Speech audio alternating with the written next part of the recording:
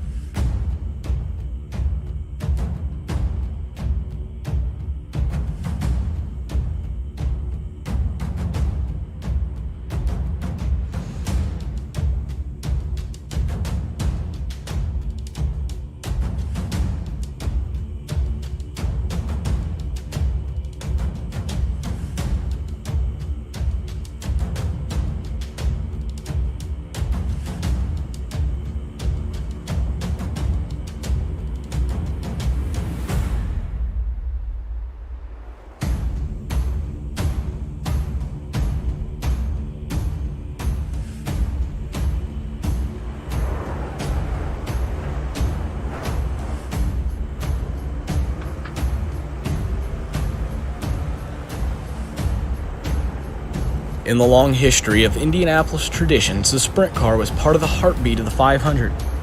In the golden era of Indianapolis, the sprint car was a man's ticket to the world's greatest motor race. Indianapolis champions were a mainstay in sprint car competition, and before the birth of the Roadster, the big cars of the day resembled what was essentially an overgrown sprint car. As the sprint car connection to Indianapolis began to fade, the Night Before Classic at the historic Raceway Park helped keep it alive. Indianapolis drivers making the trek down the road to Brownsburg to race a sprint car was commonplace on the night before the world's greatest motor race. The night before was one of the biggest sprint car races in the world, but ultimately even saw itself fade away as many drivers opt to go compete in the Little 500 at Anderson. But tonight, we try to revive this great race. As a salute to the rich history and tradition of the night before the 500, we bring back this race so fondly remembered, just as IRP attempts to do this year. In what has become one of the biggest pavement sprint car racing events on iRacing in years, these men try to showcase the sheer excitement the pavement sprint car has to offer. And we couldn't be happier for them to do it. Ladies and gentlemen, take a seat, because they have big hearts and a whole lot of horsepower, brave souls with the will to win. They are the local heroes, and they shine here tonight. The night before the 500 is open.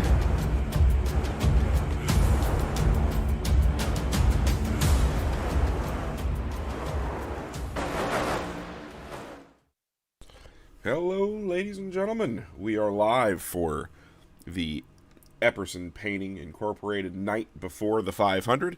I am very, very excited to get this thing off and rolling. We are going to be calling it IRP all night. This is Indianapolis Raceway Park, not that other place they've renamed it. But big thank you to Epperson Painting for coming on board and being the title sponsor of the Epperson Painting night before the 500. And in the booth with me, we have Mr. Baden Stewart. How are you, Hello. sir? Pretty good. Ready to watch some night before the 500 action tonight. And we've also got world famous KR Stolfus in the booth with us as well. So, how are you doing today, KR? Oh man, I am thrilled and excited to be here representing the Turn 3 Racing Network on that side of things of this simulcast that we're putting on here tonight. Yeah, pretty excited about that. KR helped us out over Bump Day last week. Had a good enough time. Wanted to come back and do some more, and figured we'll try to get some more eyes on this thing. So we're also over at Turn 3 Racing Network over on YouTube as well. So a lot of places you can watch tonight. Pick one. We are all open. So we're appreciative for everybody coming on out. What a night we had last night. Yeah. Mike Rasmus took the win, and if you guys missed it in the Crescent Donut Patriot 100, took that by 1,000th of a second over Mr. Anthony Job. His cars are filing into the racing server now. We had 50 on tap. We'll see how many we do actually get this evening. We should be pretty close to there.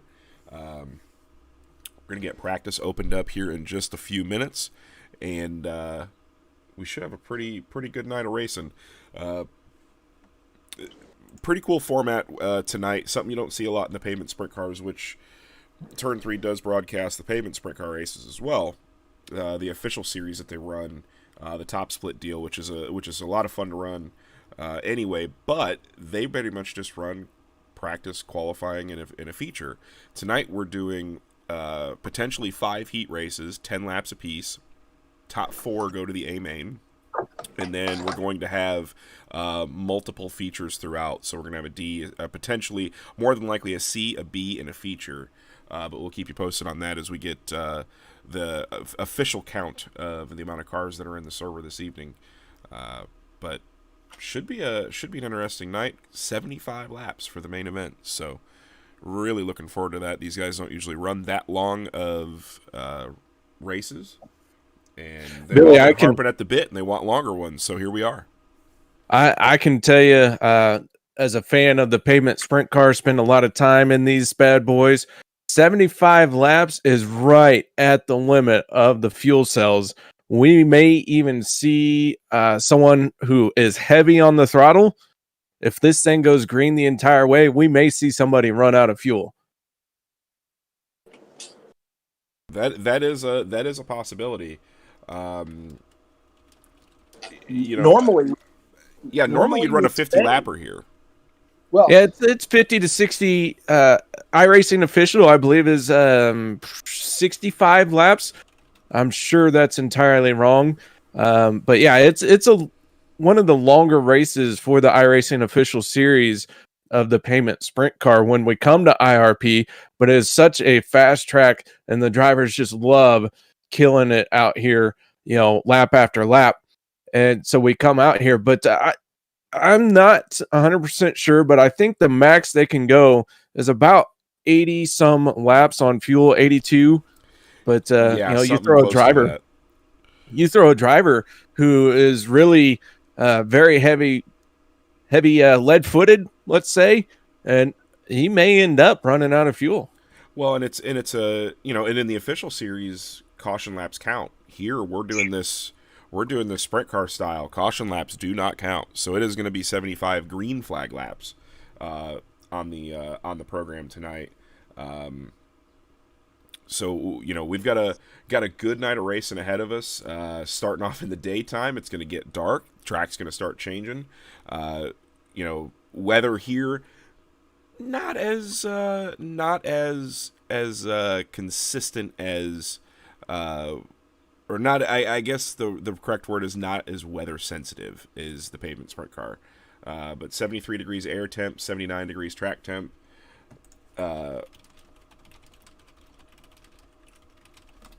So pretty standard weather. Naturally, the car that really is the car that doesn't matter about wind at all.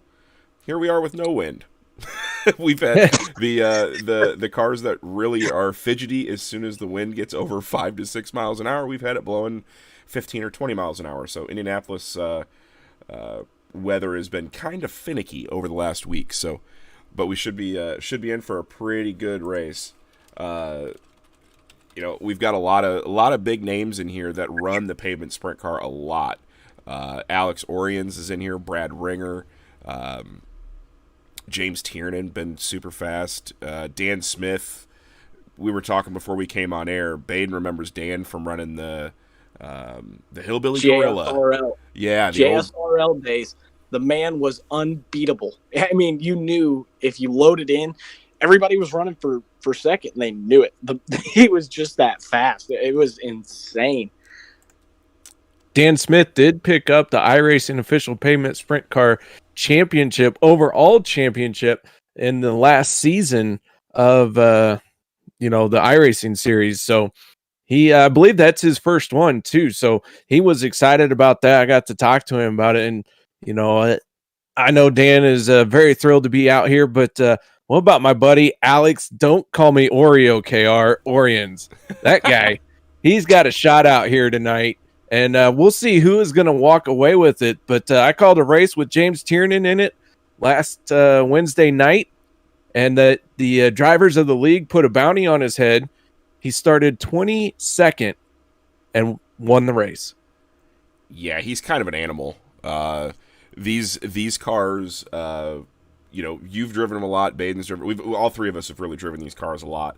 They're very, very finicky. They're I would say, truthfully, if you're on the throttle a lot, they're a very loose race car.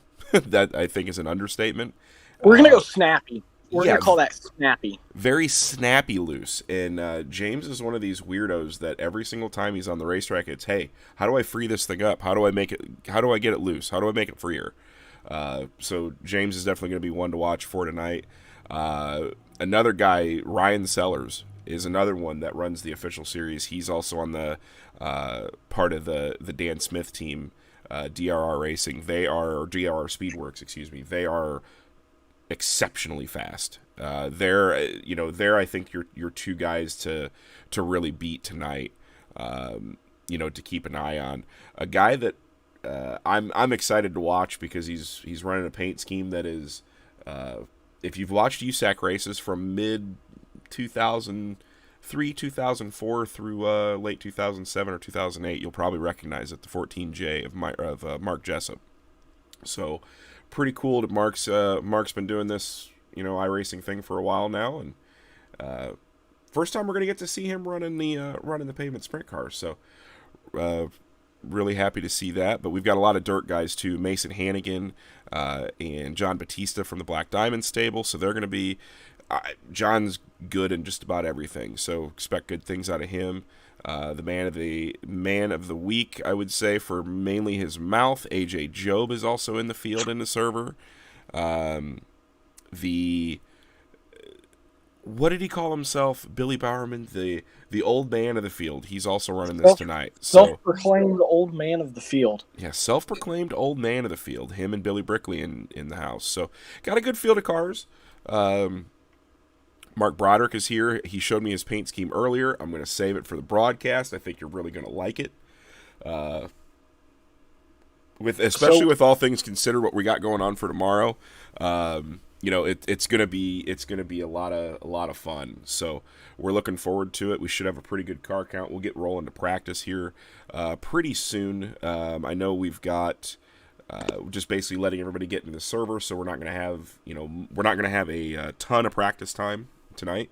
And then we'll go into single car qualifying, which is also another unique aspect to this that a lot of guys don't get to do it very often. Every once in a while on the dirt we get to do it, but not so much on the pavement. So it'll be kind of like a little bit quicker of a session than what we had obviously for pole day and bump day. But single car qualifying is definitely going to be on tap tonight. So we're looking forward to that as well.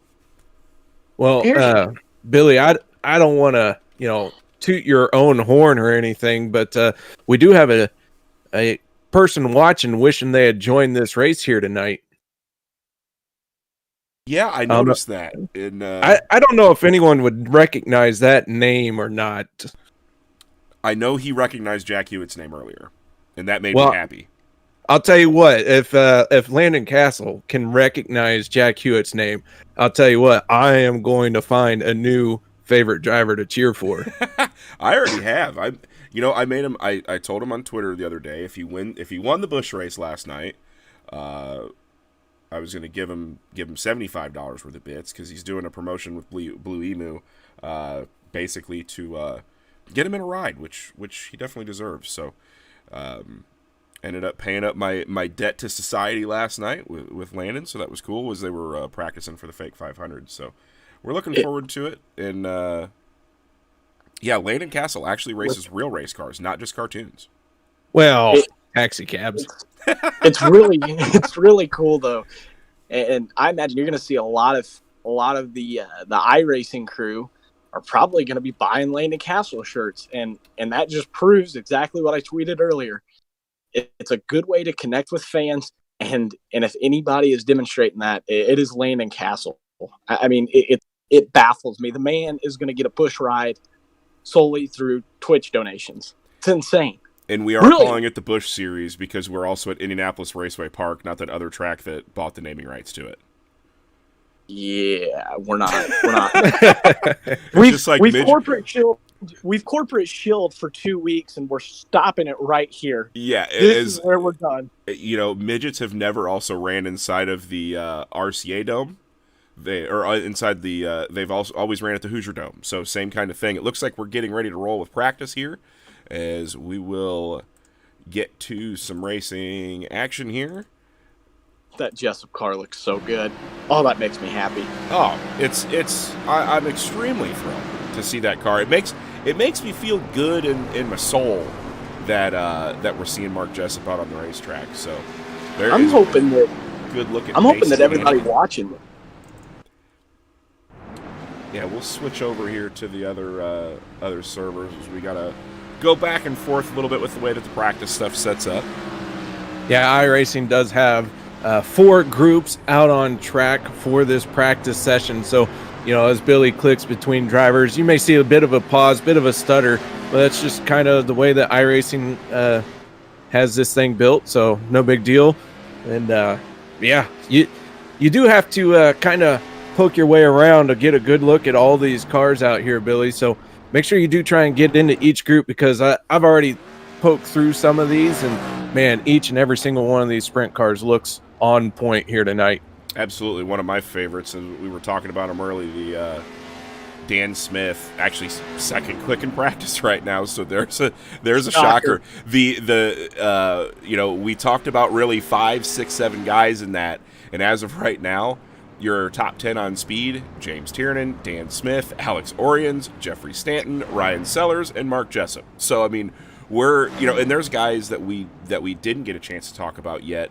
Tommy Corcoran has been putting a lot of time in. Brad Ringer runs these a lot, so he's going to be pretty good. Him and Justin Carey. A lot of guys, still looks like we still got more coming in this server. Looks like we're going to have right around 35, which is a good solid number for the pavement sprint car. A guy we haven't seen all week, but we heard from him during practice. Braden Eiler, World of Outlaw sprint car winner. So he is trying his hand at some pavement, which is kind of cool. Good to see some crossover out of the World of Outlaw Pro drivers. So good to have him here as well. Shane Haas, he's rolling around here with Salem Speedway on the side of the car, and you know me, that kind of gets me excited. Well, I mean, that's definitely important as we take a look here from some of the different camera angles that we've got tonight. So Zane was gracious enough to build some camera packs. So, but yeah, we've got a lot on tap tonight. We've got some hard charger awards. We've actually got a front row challenge worth $25 if the front row, which is basically going to be the way that these heats line up, is your fast qualifier starts pole in heat 1, second fast time starts pole heat 2. So it's going to be pretty cool to see, those two guys. Then they've got an option. If they want to go to the rear, they are more than welcome to go to the rear. You got 75 laps to come to the front. If they win, they got an extra $25 in their pocket, along with their normal purse. And if they decline that option, we've got a couple other rewards there too. So for a hard charger and things like that. So pretty solid. This race actually has a pretty decent payout. We haven't seen the pavement sprint cars run for money very much at all. Kara, you've been on the service longer than I have. Can you remember the last time pavement sprint cars made any money? J-Skins Racing League, which is where I really got my start in broadcasting, was doing some of the pavement sprint car races put on by J-Skins Racing League. And I cannot recall if that league paid out money or not, but they had such a huge following. Yeah, I don't think it did either, but there were so many cars out that would show up every single week that very easily they could have had money.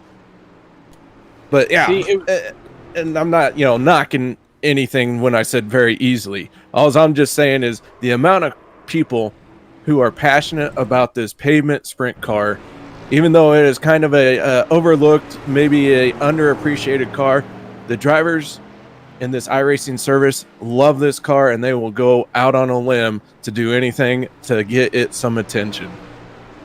See, the JSRL days, those were super cool, and you would have massive turnouts of guys running it, and they didn't care about money. It was just guys wanted a chance to race the car, because through official, there was no chance. It just was not going to happen. And I remember when dirt came out and JSRL kind of died off a little bit because everybody went to running dirt. But man, that was such a good series. They'd weigh the car down, make them basically a 360, so they were like champ cars. Oh, it was so cool. That was just always really awesome. That was, I think, the first I ever joined. Well, and for those that aren't aware, the pavement sprint car has been around on iRacing for a long, long, long time. One of the oldest cars in the sim, and they've got a very like they were talking about. They've got a very, very niche community, but they're extremely welcoming. Jeffrey Stanton is one of those guys that when he gets into the server, the first thing he's doing is helping guys out, getting them going. So we take a look at the 13 of Tyler Kendall, the Gene Nolan tribute car. So good luck to Tyler tonight as well. But he's always putting servers or putting setups into the server so that way people can go in and learn the car.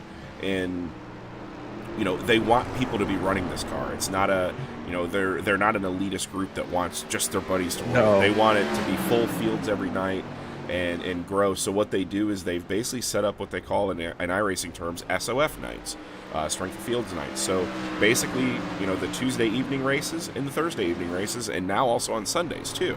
So if you want to run the pavement sprint car, for the first time and you want to give it a shot, that's the best way to do it right there. So, Oh, absolutely.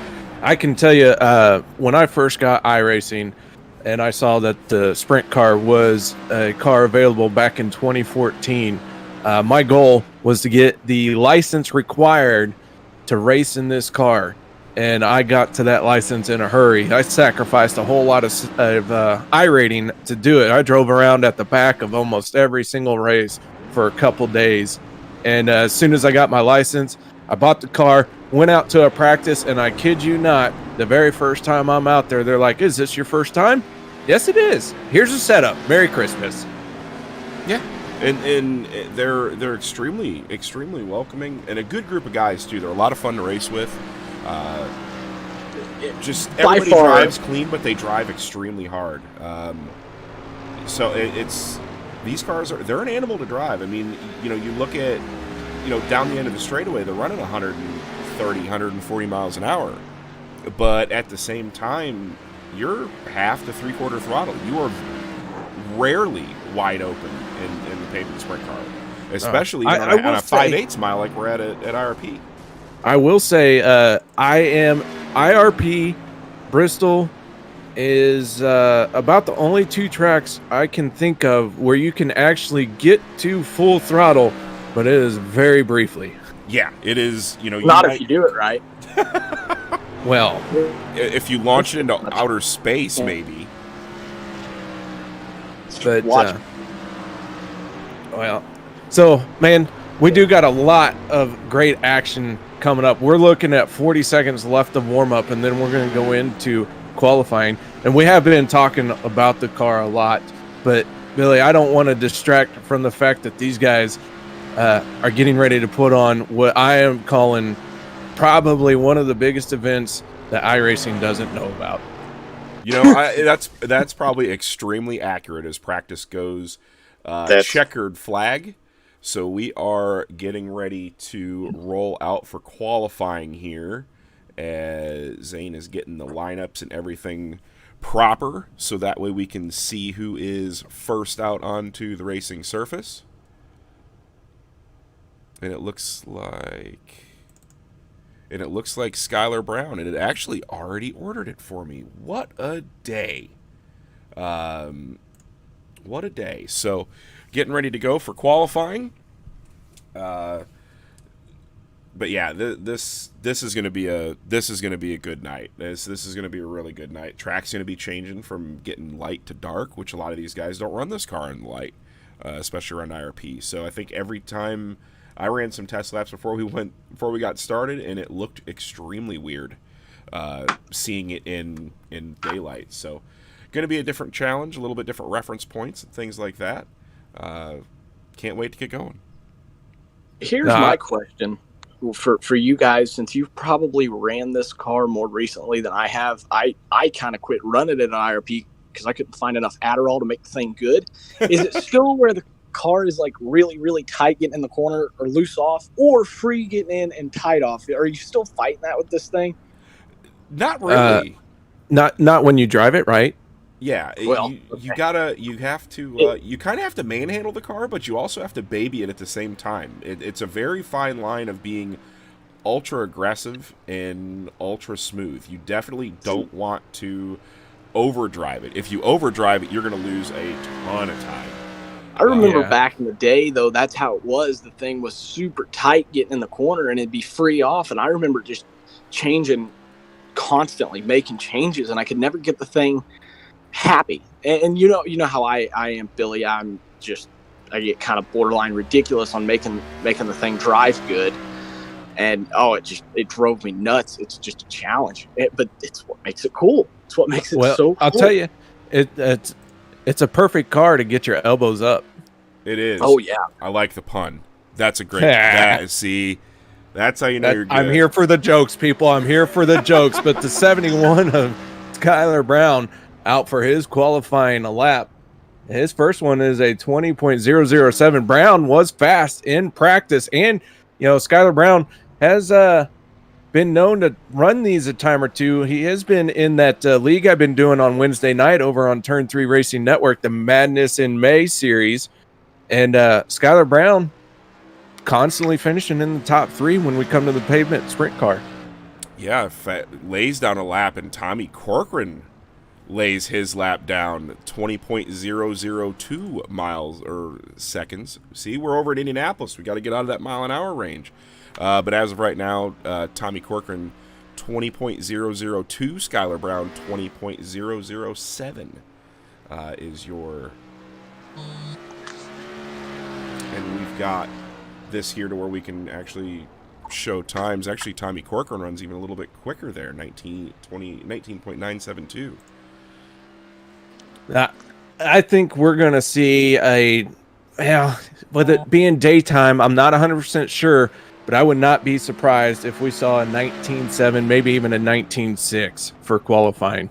Yeah, it's going to be, I think, we're extremely close. Jacob Gordon now, son of actually 9-time Little 500 champion. So his dad's got some definite heritage of running the day before the 500, just over at a little bit different racetrack. But he's won that race 9 times. So Jacob Gordon is third on the field right now to 20.078. And you'll see more of these scrolling across the top as you're mainly seeing the order right now. John Steed now on the racetrack in the Bobolink Liquors car. Yeah, again, John Steed, one of those guys that was out on the track with our Wednesday night broadcast. His race didn't go quite the way he would have liked, but he did show some speed in this pavement sprint car. So John Steed, also participated in the Patriot 100. And again, another situation where the night did not go the way he would have liked. Yeah, he mentioned he was pretty quick and then just kind of ran into a little bit of trouble. Ran into a little bit of trouble in the feature, but still had he had a decent lap there, 20.181. Jeffrey Stewart now onto the racetrack, the BS Air Hurgot Real Estate car. Jeffrey always has good-looking paint schemes on here. He does. It just always. The man runs the best-looking cars on here. It's insane. The old Stobmobile. So we'll see what Jeffrey can put together. 20.355 on his opening lap.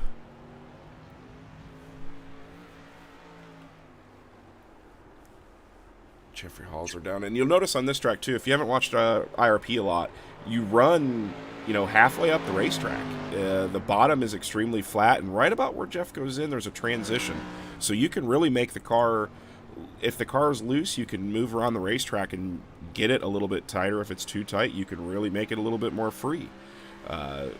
So Jeffrey turns in a lap at 20.321. Dustin Griffith's now on to the racing surface. Yeah, we will see these drivers get real close to the wall, especially as the night wears on, the tires kind of wear off a little in our main event.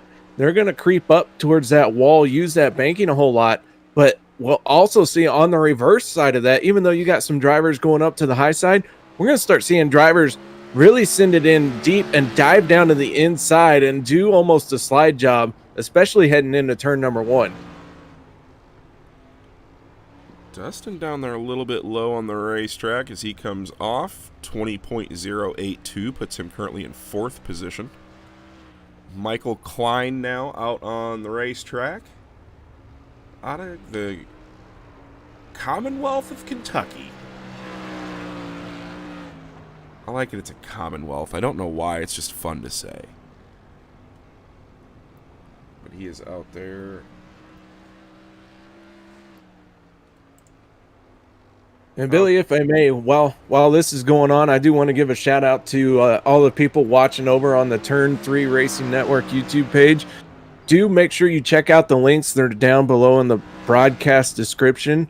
That is the links to some of the Elbows Up guys here, including Billy and this other guy named Baden. I don't know. But, I just want to make sure that everyone knows that tonight is all about Elbows Up, but very excited to help bring the Turn 3 Racing Network and get this spread out as far as possible. Yeah, we like it. It's a good partnership to have. We really do appreciate it. And actually, while we were watching Michael Klein qualify there, Mr. Jordan Smattis just upped the ante.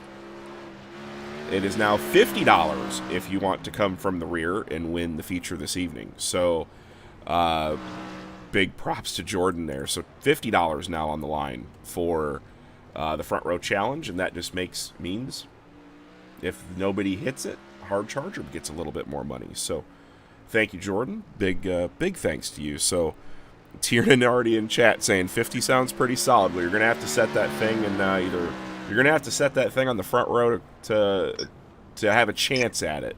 As we watch Brandon Hughes roll around, 20.278 currently puts him P7. Tyson Landis getting ready to roll out onto the racetrack as Brandon Hughes finishes up his lap. See if he can improve just a little bit. He does not. A little bit slower, 20.484. So here is Tyson Landis out onto the racetrack. Good looking race car. Wicked cushion. Dude, I love that black and green, looking solid. And Tyson, I believe Tyson is a JSRL veteran.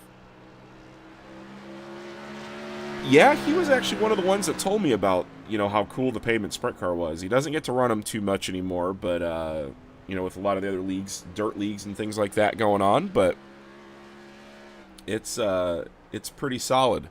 Raven in the chat giving a shout out to Baden says, how is my favorite modified driver doing? Remember PG broadcast, Baden, PG broadcast. As Tyson Landis. All right. Raven, nice to see you too. Attaboy, Baden. Tyson Landis, 20.271.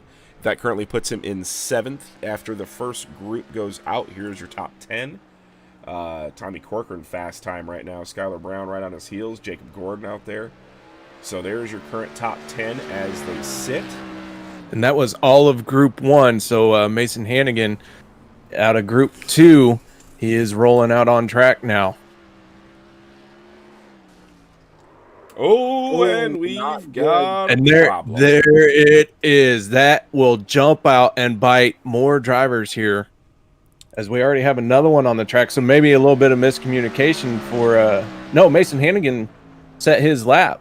Yeah, Mason Hannigan ran his lap, it looks like. Jeffrey Stanton, he turned a 20.042. Currently puts him 3rd overall, so good lap for Mr. Mason. He must have got it done on his first lap there. So Jeffrey Stanton, the another one Jeffrey of the Jet. Yeah, one of the iRacing series guys that runs these cars an awful lot. He's extremely quick. 20.082 for him. Yeah, Jeffrey the Jet Stanton, a weekly runner in the iRacing official series. And I actually have the points up, and Jeffrey Stanton in the iRacing series is sitting 4th place in the point standings behind Ryan Sellers, Dan Smith, and Matthew Pilas. Ryan Sellers and Dan Smith are here tonight, so we'll see what they can do. And Jeffrey Stanton goes top of the board, 19.969. So heck of a job there for Jeffrey, getting his night started off on the right foot. Nick Nichols now onto the racing surface. 20.378 for his first lap. We saw him run the Crescent known at Patriot 100 last evening, and it was pretty quick. Just ran into some misfortune with his run last night. Hopefully gonna have a little bit better night tonight. 20.204. He does improve. 203, 8th quick. Here is the first of the DRR Speedworks cars. This is Mr. Ryan Sellers, teammates to Dan Smith. He is, I would say, arguably, he is one of the top 3 to 5 pavement sprint car drivers on the sim. I would humbly agree. As you see right there, first lap, P1, 19.935. Wow. That is scooting around this joint. So, track might be getting faster. We might be getting, track could be getting a little bit faster, but we shall see. And he even goes quicker, 19.908 miles an hour. So, unbelievable speed. Unbelievable speed. Next out onto the racing track, we've got Mr. John Batista. VUDTV car, 19 Designs. Through the Black Diamond. That is a teammate to Mason Hannigan. John runs a lot of the dirt stuff. He's one of the old dirt timers on here. Runs a lot with DSRL and DOB. Yeah, got to call a race with Batista last night in the DSRL Wicked Energy Gum 410 Outlaw Series. As I get a little tongue-tied there, but Batista, picked up a Thursday night win in the DSRL League a couple weeks ago. Yes, John, second quick on the board, 19.960. Good lap for Mr. Batista. Shane Haas now onto the track in that Salem Speedway car. Baden's favorite place in the entire world. Yep, pretty much. Dynamite drop in, Monty. Oh, as he touches the fence, that'll be the end of his qualifying lap. As we are using, unlike Fake 500 rules, we are using the iRacing official qualifying rules, so this lap will be invalidated, unfortunately, so he'll have to stand in his time at 20.210, which he was a little bit slower there anyway. But next out onto the track, man, he's got a lot of laps around here in real life, so we'll see what he can do, virtually. Mr. Mark Jessup out of Mooresville, Indiana now. Feature winner at the Winchester Speedway when he drove for Keith Coons. A little loose off the corner there, 20.218. We're going to try to pick it up here on his second lap.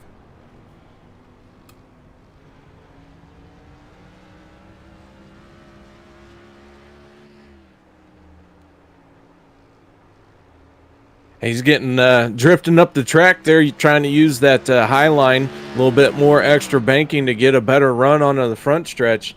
And he's going to jump up to 7th place in his qualifying effort. You'd almost think he knows what he's doing around here. It would almost seem that way. But 7th quick for Mr. Mark Jessup. Next on to the racetrack, that will be Mr. Billy Brickley, the Sofa King Fast Sim Sport driver. Runs a lot of dirt. This is the first time I've ever seen him on the pavement before, so pretty cool to see.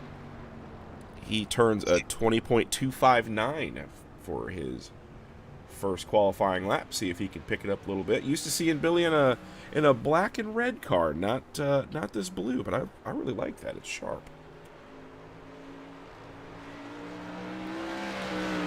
So Billy Brickley turns in a 20.109, moves him to 10th overall. Next out on the track in the Gene Nolan tribute car, one of the crew members for the Nolan team during the Little 500 and their runs in the Silver Crown division, Mr. Tyler Kendall out of Connorsville, Indiana. Liking the car. Really do like that. Yeah, keeps Jake Morton up at night, but yeah, good looking car. It literally keeps the entire field up at night. So 20.354 for Mr. Tyler Kendall on his first lap. See if he can channel his inner Swanson here as he comes through 3 and 4. One of the things we didn't talk about this car is as Kendall goes across the line with a 20.107 moving up to 10th place, but the tires on this car really don't give you any sense of confidence until you about your 5th lap out on the track, and these guys are trying to get a qualifying lap laid down in 2 laps. Yeah, and that's what makes what Ryan Sellers did so just really, truthfully, kind of ridiculous. Running a full 10 faster than what anybody else has on his first lap. Miles Jansen gets into the fence a little bit on his second lap. So Miles will have to stand on that 20.955 lap. We have had 20 cars total out to qualify. And I've said multiple times, this car on here, it feels like the sidewall of the tire's too stiff. And that's huge when you're just trying to feel what the car's doing for 2 laps. Just trying to get the most out of it you can when it's not telling you as much as you would hope. That makes it a lot tougher. Absolutely. Oh, these cars are a handful definitely with when they're on cold tires. You feel like an absolute monster of a hero for about 4 or 5 laps, like KR was saying. 5 to 7 laps in, you're feeling mighty good, and then all of a sudden that confidence just draws off big time. Yep. But Braden Eiler, the World of Outlaw feature winner from earlier this year on the Pro Series at Knoxville, beating out Alex Bergeron, which is pretty tough feat, but 20.264 on his first lap, 20.170 second time around. And then it looks like we are going to Mr. Alex Crasper in the tribute Jimmy Sills car. So we kind of got a throwback night going a little bit. Yes, I love it. Alex, And that car does look good. Yeah, I love the old Mopar cars right when they first started. Looks like he's having a little bit of connection issues, so hopefully that won't cause any trouble on his end. 20.280 on his first lap. See, cars like that, like the old Mopar car, they tell you how old they are just by the number of smaller contingency stickers that are all over it. Tells you how long the car's been around without having a new body on it. 20.999 for Alex Crasper. And while we were talking about throwback car, here's another one. Anthony Job in the we're going to call that the Steve Lewis 9 car because we're not sure which one it was from. But we'll call it, you know what, we're going to call it, Dave doesn't get enough love. It's the Dave Darlin tribute car. So 20.329 for AJ on his first lap. See what he can do. Self-proclaimed horrible qualifier. So we'll see what AJ can get done here as he's got a pretty good line through 3 and 4. Got a little loose off the corner. Uh-oh. 20.066, but that is not going to count. Unfortunately, that'll put him 21st on the field. iRacing, the way that timing and scoring does, if you crack the tap the fence even after the start-finish line, before it hits the next timing loop, they count that still as an invalidated lap. So AJ will have to start pretty deep tonight in the heat races. And don't look now, but the gorilla cage, the man, the hillbilly gorilla, Dan Smith on top of the leaderboard with a 19.902. Unreal. Can we get an 8? Not right. Here we go. Here comes an 8. I feel it in my bones. Maybe not. Maybe not. 927, but still number one on the board at 19.902. So right now got a 1-2 lockout of the DRR Speedworks cars. James Tiernan now onto the racing surface in the Curb Agajanian retro car. The old Parnelli Jones mobile. 19.959 for James on his first lap, so he's running for pole right now. James, the smooth operator, came from the rear of the field Wednesday night in the Madness in May series, or Triple Crown series. So he comes off of turn number 4. He's going to cross the line, and James Tiernan going to go a little bit quicker, but only staying in third place with a 19.928. So James Tiernan not going to have a shot at the front row challenge, unfortunately. Billy Bowerman now onto the racing surface, and the other Sofa King Sim Sport driver with Gramps on the visor. We like to see it. Like to see it. 20.207, good lap for Mr. Bowerman. That will currently put him in the 18th spot, so we'll see if he can improve on his upcoming lap. Looks like we got about 10 cars left to go qualify. You know, having Gramps on the hood, calling himself the self-proclaimed old man on the track, it really brings out to kind of how awesome racing is overall. When was the last time you saw a 50-year-old out on the football field in professional level playing on the field? Well, you could see a 50-year-old come out and whoop up on some young kids who think they know everything. And that is the beauty of racing overall. It does not care about age. Anyone can do it. All you got to do is just be willing to hit a really hard object. Yeah, what was it? Red Farmer's still running dirt late models, and he's got to be, what, 85, 90? I mean, he's old. Real old. I think he remembers Danny Smith's rookie year. That tells you a lot. Honestly, he might remember Richard Petty's rookie year. It's Michael Sheridan in the Brett Marks Sim Team car out on the track. Ran a 20.247, currently puts him P21. Chris Springer now in that Axis Seed car. Another good-looking car. Matches up pretty well with his fake 500 car, so you'll definitely be recognizing that one. Good-looking numbers on that thing, too. I'm a sucker for a car with good numbers on it. 20.072 for his first lap. Currently 12th overall. Here's a quick rundown of your top 10 at this point in time. So it looks like you got to be a 20.0 to get in the top 10 right now. See what Chris can do as he's sitting 12th at 20.089. A little bit slower on his second lap. Horde Racer, if it weren't, or as the Knoxville Moths have said, if it weren't for the Civil War, Danny Smith would have had a lot more wins. That's pretty solid. Super spotter Justin Carey now onto the racetrack.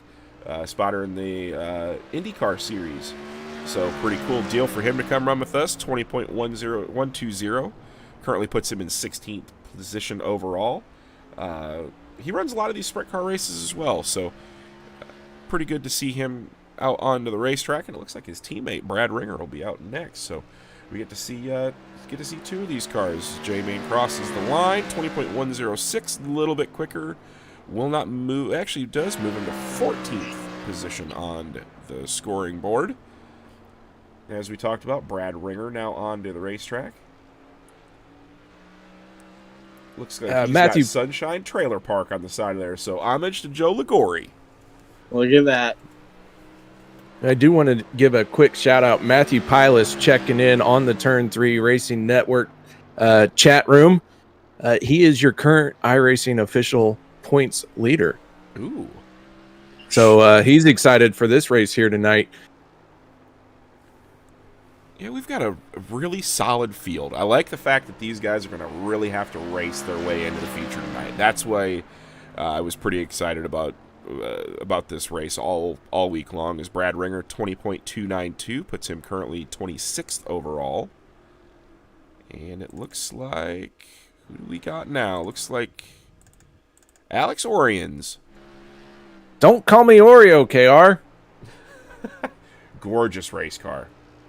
Gorgeous race That one car. painted by Epic Media. Absolutely. Looks, it just, I don't know. Oh, that chrome on the 9, it's spot on. It's done well. It is done extremely well. Wow.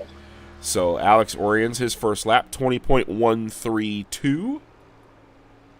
See if he can pick her up a little bit. Currently sitting in 17th spot, loose off the corner. I'm not sure that's going to do it. Oh, and he does, but it is invalidated from hitting the fence just like AJ, 20.132. So sitting 17th, Robert Smith now onto the racing track. In the Epperson paint car, Bobby Smith, another guy that's a veteran of the sprint car ranks around the state of Indiana, ran a lot of pavement. So cool to see the title sponsor out here trying to get it done in the pavement sprint car. We'll see what he can do. 20.633 from Mr. Bobby Smith. 1994 USAC National Sprint Rookie of the Year. See, now that's a dynamite drop-in. That's why this show is incredible. For stat guy like Zane Scott to bring it to the house. That car looking a little bit tight for Robert Smith. 20.674 will not improve. Currently 30th overall. And then here's a car that I'm happy to take a peek at in honor of what we're calling our Grand Marshal tomorrow, Mr. Jack Hewitt. Broderick, hold on to it, buddy. There you go. Jack's not going to like that. Jack's not going to like that at all, but Ryan Broderick out here. Good-looking race car. I think that qualifies for a Wolf. That definitely almost qualified for another Jiggers Royce award. But Mark Broderick, 21.111, definitely be looking to improve on this next lap here. Hold it down, 20.014, huge improvement, 8th overall onto the speedway. Solid lap. Another one of the Sofa King Sim Sport cars, Tyler Street, was supposed to run a wing sprint car race at Atomic last night, his first ever 410 start. They have rescheduled that for early next week, so he is here tonight running the pavement sprint car with us.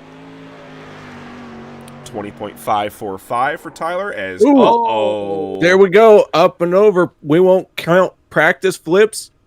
Our flip counter for tonight is at 1. Ooh, that was kind of gnarly. And it looks like we've got Zane.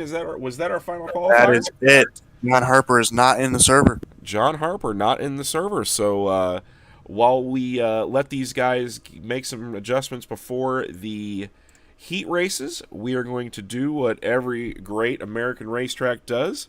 Here is our national anthem, actually sang by Jared Chambers tonight. Oh, say, can you see by the dawn's early light what so proudly we hailed by the twilight's last gleaming, whose broad stripes and bright stars through the perilous fight o'er the ramparts we watched were so gallantly streamed, and the rocket's red glare, the bombs bursting in air, gave proof through the night that our flag was still there. Oh, say does that star-spangled banner yet wave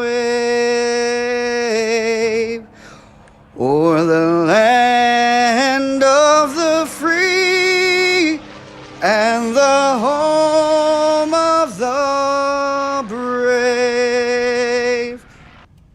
Jared Chambers, everybody. Always does a good job singing the national anthem. But it is time to go racing, boys. And we've got a pretty stacked heat number 1. That was an unofficial BS Air flyby. Unofficially. We cannot confirm. Yeah, we're going to call it one, but we can't confirm nor deny that. 10 laps for your first heat race as they start to roll out onto the racetrack. Your pole sitter, Fast Time Award winner, Mr. Dan Smith. Outside of him in row number 1 will be Jeffrey Stanton. Inside row number 2, Mason Hannigan. Chris Springer in row number, outside of the second row in the 4th position. 5th position, Mr. Billy Brickley. And Nick Nichols starting outside of him in the 6th spot. Michael Sheridan will roll off 7th. Jeffrey Stewart will roll off 8th. And Michael Klein brings out your field in the 9th spot in the 10 car. So we got 9 cars, 10 laps, top 4 to the A main. This will be a... I'm excited. I can't tell you the last time I saw a heat race for a pavement sprint car.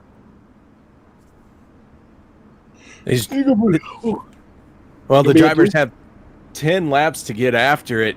And, the way this is set up, not everyone's going to make it straight into the main event. We're going to have 4 drivers go to the A from here. Dan Smith in that 47 machine.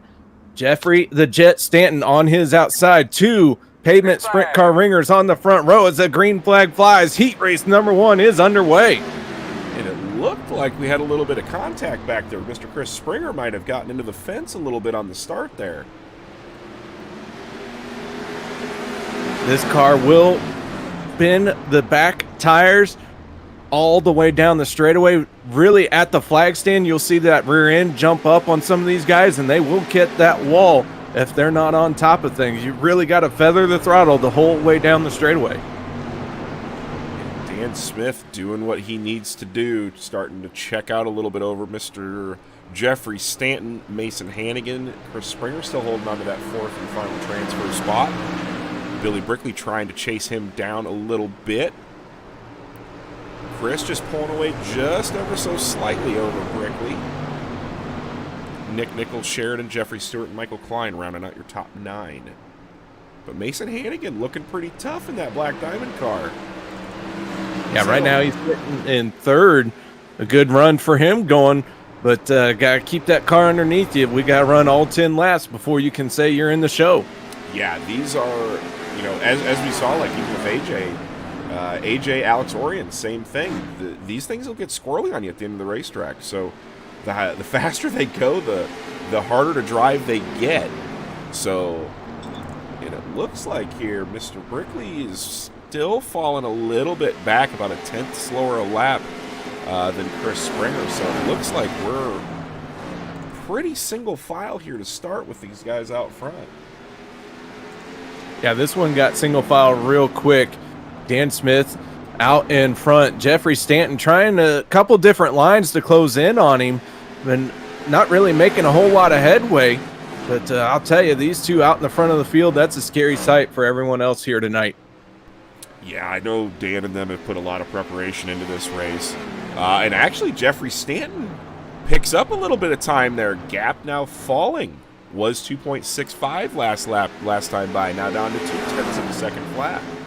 So we might have a race here for the win here. This is the winner of your heat number 1 is your pole sitter. And then you're eligible for that bonus. I know Dan Smith said he doesn't race for money, he races for fun and glory. But it's going to be hard to turn down an extra $50, especially with a car that fast. So it looks like Jeffrey's still picking it up a little bit on him. Yeah, Jeffrey's driving in a very unique line. He sends it in deep on the bottom, lets that car drift up to the high side and turn with the increased banking as you get closer to the wall. And he's really able to lay down some lap times with that. Dan Smith, though, riding right through the middle, going to make it hard for Jeffrey Stanton to pass him as we're coming to the white flag. White flag out onto the field. As Chris Springer still sitting in the 4th spot, Brickley in 5th, Nick Nichols, Sheridan, Jeffrey Stewart, and Michael Klein. Who battle those for the win. And Jeffrey Stanton looks like he got a little bit free coming off the corner, so he's not going to be able to get it done. Let's go back to Chris Springer. It looks like he will end up in the 4th position, so he punches his ticket directly into the feature. Billy Brickley, Nick Nichols, Michael Sheridan, Jeffrey Stewart, and Michael Klein all going to the lesser main events on the evening, trying to put themselves back into the starting field for this evening as we get lined up for heat number 2.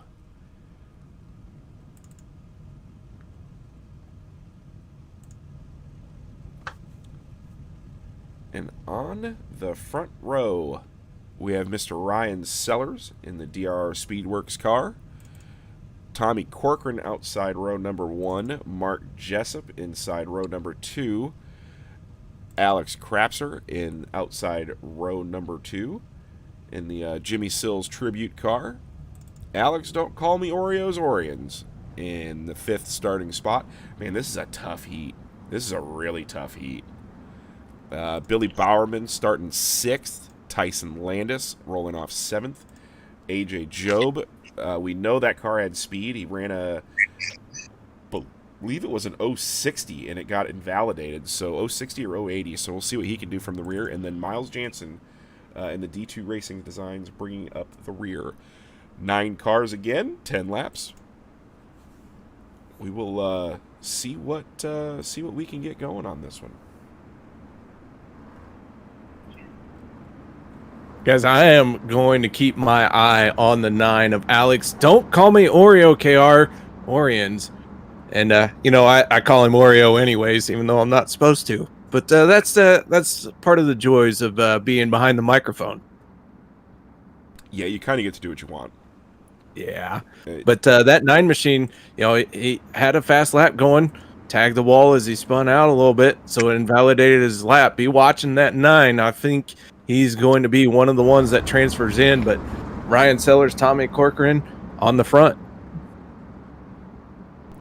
So we're getting ready to go green. We'll see who gets the good jump on the field.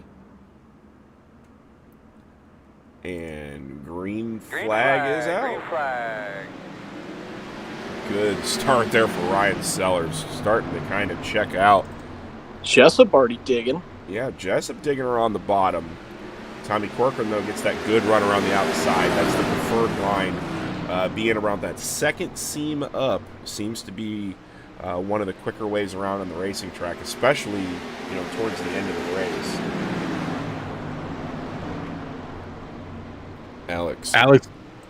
Alex making a dive to the inside of the 40 of Krasper. Not able to get it done down the backstretch. We'll see what he's got through 3 and 4 here. He drives it in deep. Krasper going to drift up high. Here comes Alex on the inside off of turn number 4. They're going to go wheel to wheel at the line. That was too close to call. But Alex going to drive in deep once again into 1 and 2. Take over that final transfer spot. And here comes Alex, the other Alex, right back. The battle of the Alexes for the 4th and final transfer spot. Billy Bowerman falls close to the rear of the field. AJ Job's moved up a couple spots. He's now in the 6th spot. But the battle right now, Ryan Sellers is checked out by about a half a second right now. Ooh, Mark gets a little loose. Mark gets a little loose. Is he going to get into battle with Orions here? But your race is for the transfer right now. Alex still going at Krasper. Not letting that 9 machine pull away from him, but they are both catching up to the 14J of Mark Jessup. And, big crash. Big crash. Yellow is out. And that's what we were talking about. If you get overzealous in this car, a lot of times it can come back to bite you. And all it was is actually we will go on the roll bar. Just a little bit too much throttle makes these cars do some weird things. So, unfortunate set of circumstances there for the 40 of Alex Krasper. That is a very common thing to see happen here at IRP is coming off at turn number 2.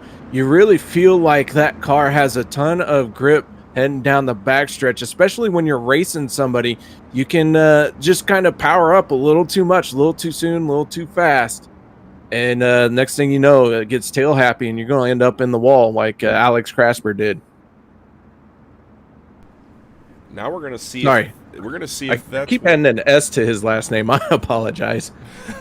It's we're gonna see if Alex Oriens was coming in a pretty big hurry, so it's gonna be interesting to see now that he's sitting in that 4th transfer spot. Is he gonna play it safe or try to get aggressive and move up? With the amount of heat races that we have, one spot in a heat race is worth 4 or 5 spots, so that's a few rows. So. It definitely, the farther forward you can get in the heat race, the better off you are. So your winners of your heat race will start up front. Second place will start in the back. And I will say too, with yellow flags not counting, you may see timing and scoring jump around a little bit. So have no harm there. But while we're under yellow, big thanks to everybody for coming and hanging out with us tonight and watching this pretty good racing so far. So only going to get better as the light goes. Share the stream with hashtag. Yeah, see, I'm glad Zane's here to remind me that stuff. Please share the stream. If you share the stream, tonight we're just going to do Fake 500 again as well. So if you hashtag Fake 500 and share the stream, whether you're watching it on Twitch, Turn 3, my YouTube channel, or Facebook, be sure to share the stream, hashtag Fake 500, hashtag Wicked Relief Gum as well. So if you could do that, that would be fantastic, and you will be entered into a drawing that will draw Saturday night as well. So all you have to do is just share it, and we'll get you added onto the list. So hopefully you can win some prizes, and then tomorrow we're gonna have a lot of giveaways during the race. So be sure to pay attention to that as well. Billy, we were talking, before we went live, about how the Turn 3 coming on to help spread this out. I wouldn't mind if we got at least one subscriber out of this deal. That's all I'm hoping for here tonight. But more importantly, I'm hoping for an outstanding night of racing. Yeah, be sure to head over to the Turn 3 Racing Network. They do a lot of different races, a lot of different tracks. It's AJ looking to the outside of Alex Oriens now.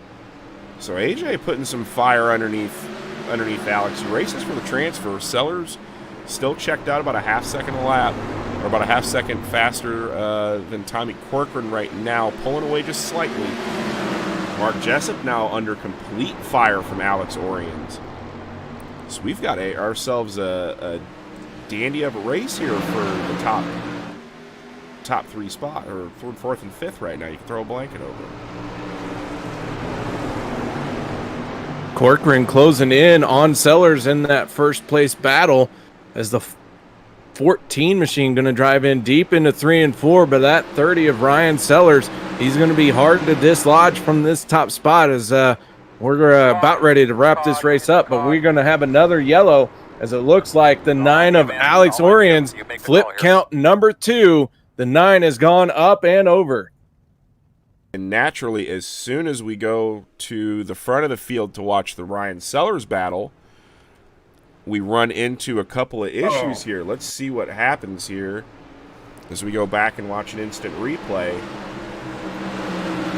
Oh, it looks like Mark got a little messed up on the front straightaway, and him and Alex getting together. Ooh, that's a tough break. Tough break for Alex Oriens. Mark Jessup spun those tires halfway down the straightaway. We're going to see that all night long. Those tires are going to break loose right about the flag stand, and that is what caught Mark Jessup out. And unfortunately, Alex, wrong place, wrong time. Well, and we're going to go on board with Mark just to see what happened. You can listen to the throttle.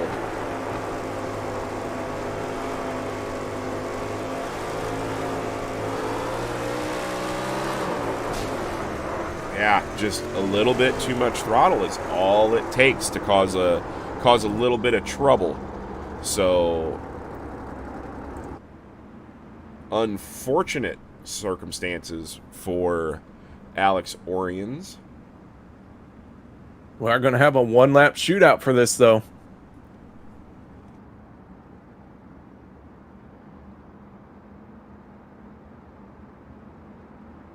Clickety says too much freedom pedal. I like it. I like the term freedom pedal. Big fan as we look through the 14 of Mark Jessup. But your story of the race so far, Ryan Sellers up front. Tommy Corcoran though was putting on some pressure, so it's going to be interesting to see if we got another battle for the lead like we had in the last race.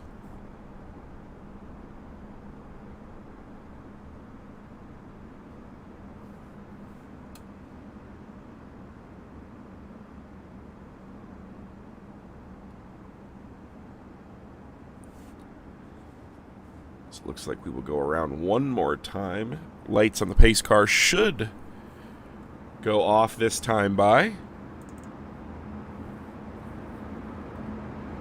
Seeing as it's a Ford butt stain, they probably have quit working. They might have, because they've been going around for a little bit. So we'll see what happens. I know Dallas. Dallas probably loving the old Mustang jokes. I'm surprised Baden didn't kick one in there too. That's kind of shocking.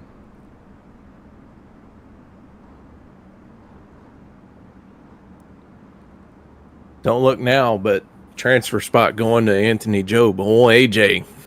Yeah, rough qualifying effort, but a little bit of bad luck in qualifying, but making it count, and really some unfortunate circumstances for Alex Orions there. Wrong place, wrong time. As we get a good close-up look at the DRR Speedworks car, Ryan Sellers, and it looks like lights are out on the pace car, and we will go green next time by, and we'll have a one-lap shootout. So this should be pretty exciting. Clickety says, "I really expected to see the pace car take out part of the." It tried. The wall memes. stopped it. Oh, memes! I love memes so very much. Flagman there holding the green. Barney getting ready to get his waving hand on as we will go back to green flag action. As they fire off at turn number 4, white flag is out. Actually, no, we're going to have a green-white checkered here. So we've got... Nope, it did finally kick over. Yep, one-lap shootout. Job on the outside of Mark Jessup. Anthony going to move into third place. But Ryan Sellers coming off of turn number 4 out in front. He is going to win our heat race. Mark Jessup falling out of the top 4 moved Tyson Landis. What a heck of a run for Mr. Landis there. From pretty deep in the field up into the top 4, putting himself into the show. Nice job. Jessup just had to have been trying to hold on to that thing. The damage on that car probably really affecting that final lap there for him.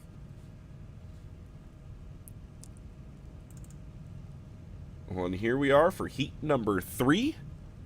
This will be your pole sitter, Mr. James Tiernan. On the outside of him, the Kinzer Sim Team car, Skylar Brown. In the 71 car, the Flying Banana. And then Jacob Gordon, the son of Little 500 Hall of Famer Eric Gordon, starts third onto the field. Justin Carey, the IndyCar spotter, starting in the 4th spot in the 42 car. World of Outlaw champion, or World of Outlaw winner, I should say. At Knoxville earlier this year, Mr. Braden Eiler in the 6 car, 5 on the car itself. Shane Haas in the Salem Speedway car rolls off 6th. Brandon Hughes in the 7 hole. Tyler Street in 8th, and John Harper did not make the call. So that is your lineup for heat number 3. Tiernan lobbying hard to try and make himself eligible for that Hard Charger award.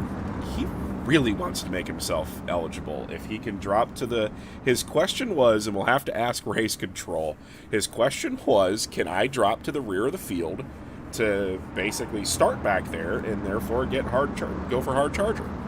That is if nobody on the front row wants it. That is correct. And I vote. If the front row doesn't want it, let's move to the next row. We shall see. James Tiernan, big jump. As green flag comes out, big jump for him. Justin Carey running into a little bit of trouble there. As they come rolling down the backstretch, Justin Carey running outside of Braden Eiler.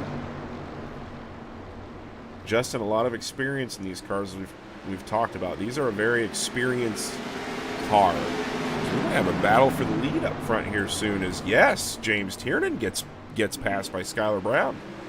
Lead change. James Tiernan had a penalty for jumping the start. Big moves. This was hockey. moves. He'd be in the penalty box for 2 minutes, but he is trying hard down to the inside of Skylar Brown. James Tiernan in that 98, going to get sideways just a touch, has to lift. That breaks his momentum a little bit. Skylar Brown holding him off down the backstretch. James Tiernan now trying to make it work, as it looks like the top two and the top 3 and 4 have broken away a little bit. Braden Eiler trying to catch Justin Carey. Our battles for the race lead right now is Tiernan just can't get back to the throttle soon enough. Or getting back to the throttle too soon, I should say. Breaking the car loose just a little bit.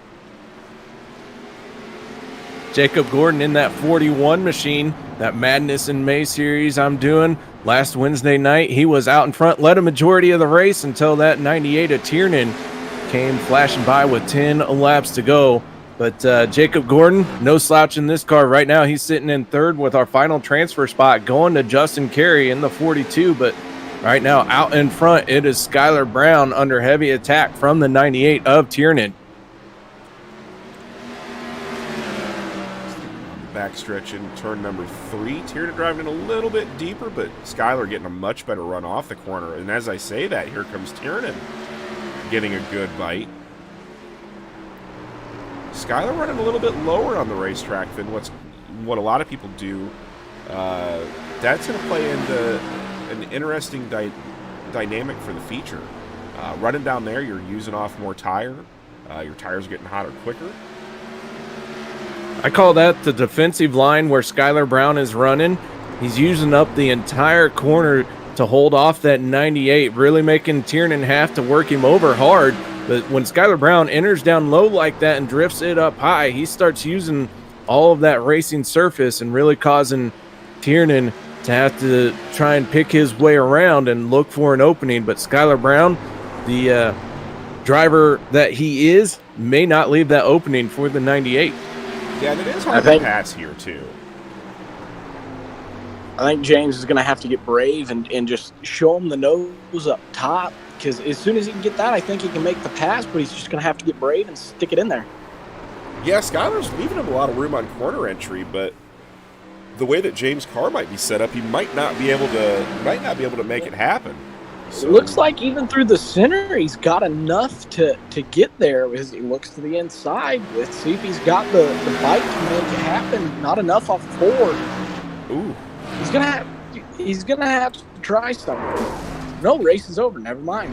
So much for Skylar Brown takes the win. James Tiernan, Jacob Gordon, and Justin Carey, your top 4. They will transfer on to the main event as we move into heat race number 4, which I believe will be our last heat race of the evening, if I'm correct. It is. And on the pole, we have Mr. John Batista out of, I believe he's from Florida now. I believe he's from the Orlando area. Mark Broderick outside of the front row in the Jack Hewitt tribute car. Dustin Griffiths in the Crescent Donuts Catch Fence Apparel machine starting inside of row number 2. Tyler Kendall, the G. Nolan tribute car on the outside of row number 2. The Quick Lifts car out of Connorsville, Indiana. John Steed, the Bobolink Liquors car, start in position number 5. Dallas Breeze in the over-the-wall photos number 78 car starts in the 6th spot. Brad Ringer starts 7th in the Sunshine Trailer Park entry. Penske's Lawn Service as well on the side of that thing. And Robert Smith, Bobby Smith, 94 USAC Rookie of the Year, starts outside of the 4th row in 8th. 8 cars, 10 laps, top 4 advance to the A main.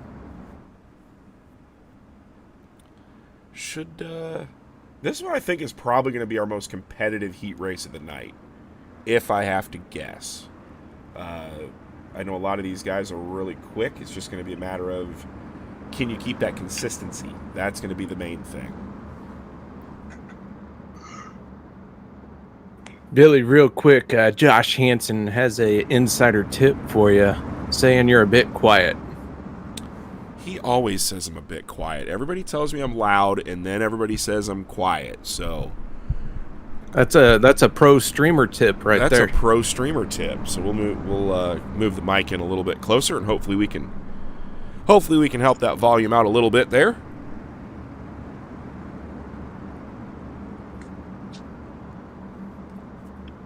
As we are ready to go, green flag racing. Green flag. John Batista. Good jump for him. Broderick, though, sticking right with him. Oh, and Steed sticks the bottom, but your big mover of that deal, Dallas Breeze. Started in the 6th spot, already up to 4th into a transfer, putting fire onto Dustin. Ooh, Dustin gets contact, loose. Tyler Kendall, John Steed, and the 82 machine of Dustin Griffiths. They all got real close. Somehow they all managed to hold on to it. We were talking about how this might be the most competitive heat race of the bunch. As it sits right now, Dustin Griffiths holding on to the 4th spot, but Tyler Kendall trying to make his run through the field. John Batista currently absolutely checked out on the field. Him and Mark Broderick just basically turning. Caution's out. And yellow is out. And that looks to be Smith. for Bobby Make sure you're getting yourself something Smith. to drink We'll go there, back buddy. and see what happened to him in the Epperson paint car. As we will take a look from high atop turn number 1. Spoiler, add the flip count. Upside down, Mr. Bobby Smith just got into the corner a little bit too hot. Tough break for Bobby Smith out of Plainfield, Indiana. So we are yellow, 3 laps in. Current top 10, John Batista, Mark Broderick. Dallas Breeze moves up 3 spots. Forgot you can't do that with yellows off. But your top 10 sitting on the racetrack right now. Everybody in this one, I think, really has a shot to make this field. From 3rd on back is pretty darn competitive, but Dallas had a heck of a start there, though. Tyler Kendall had been working over the 82 of Dustin Griffiths. Kendall had dove down to the inside down the backstretch, but spun the tires trying to make something happen off of turn number 2 and had to lift. So I would be watching the battle for this transfer spot. As you mentioned, anyone 3rd, 4th, 5th, 6th has a shot at this. John Batista and Mark Broderick really showing the class of this heat race for the moment. But, man, this car can jump out and bite anybody, so do not give that checkered flag to these guys just yet.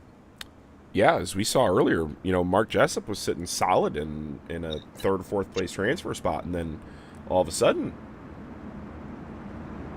trouble. So, I mean, one little misstep on the throttle on these things, and you can be in a hurry pretty quick as the sun is starting to go down.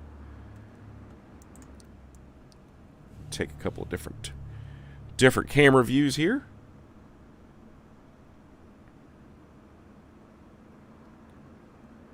Looks like we're going to have one. Our lights are out.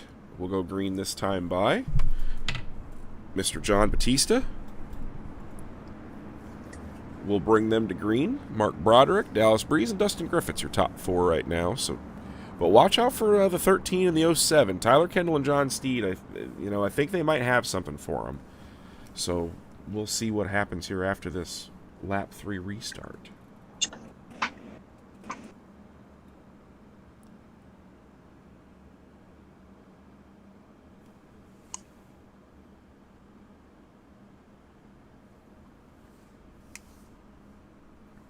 Green flag. Green is out on the field. Good start for Batista.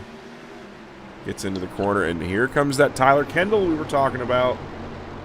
Throw it in very, very deep, trying to get underneath Dustin Griffiths there. We'll watch this battle for the transfer spot. Wow, that was a big run down the inside, and he's almost making it work. Yeah, he's sticking down there, running where they're not on the racetrack. Dustin stays a little high. Griffiths sideways. Saved it. Wow, good save. Great save. And then we got some more contact in the back. Steed and Ringer getting into it a little bit. And that puts Tyler Kendall into the 4th spot. Tyler Kendall really went with the old adage, 8 tires is better than 4, but man, he drove that one deep into 1 and 2 and made it work. Yeah, it's the late Larry Rice used to say. He tried dipping and diving, slipping and sliding. It just turned out there was somebody up top of him there just a little bit, but no harm, no foul. And is he going to do it again here? Shoves it super deep. Almost was able to clear Dallas Breeze. He sticks her down on the bottom. John Batista still checked out. Mark Broderick in tow.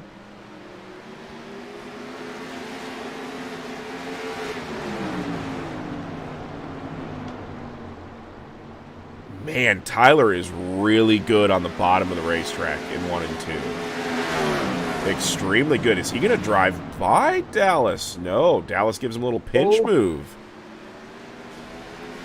Gives him just enough room to stay down there. Uh-oh, and there we talked about it. Tyler Kendall just got into the wall a little bit. Did that going to affect the car here? A little scrape like that.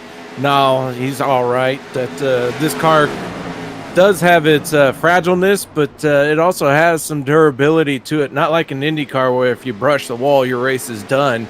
So Tyler Kendall closing in as we're on the final lap here. White flag flying. John Batista in the 54 out in front as he works his way down the backstretch. Broderick falling behind and through 3 and 4. Your final heat race of the night.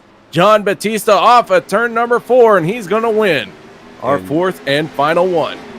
And Dallas Breeze holds off Tyler Kendall for 4th overall. Dustin Griffiths, John Steed, Brad Ringer, and Robert Smith going to one of the lesser mains. And it looks like this will be the C main if I have to be... Or actually, do we have a D main? No, it is going straight to the C main. We have skipped the D. We have skipped the D, so we were running the C main. This will be 15 laps on the board. Your pole sitter, the 72 car, the Hergot Real Estate BS Air car out of Milford, Ohio, Jeffrey Stewart. Miles Jansen from Minnesota in the D2 Designs, 67, will start outside the front row. Brandon Hughes will roll off 3rd. Brad Ringer in the Penske Lawn Services car will start outside the 2nd row and 4th. Nick Nichols in probably Braden Eiler's favorite car on the racetrack right now, the Bass Pro Shops car. He will roll off P5. Heartbreak of the night so far. Alex Oriens was running really good in his heat race, got into some trouble, and put himself, unfortunately, into the C main here this evening. So we'll see if he can crack the top 4 in this to move on to the B. Shane Haas rolls off 7th in the Salem Speedway car. Bobby Smith will roll off 8th in the Epperson Paint PPG car. Michael Klein rolls off 9th, and your final starter in 10th will be Alex Krapser. But huge thanks to, we want to give a big thanks and big shout out to Bobby Smith. Epperson Paint put up, became the title sponsor of this deal. Huge thanks to them getting involved in this fun iRacing deal. We've got hopefully we can keep these events going as we look forward to the green flag coming out. Jeffrey Stewart has command of the field with Miles Jansen in tow.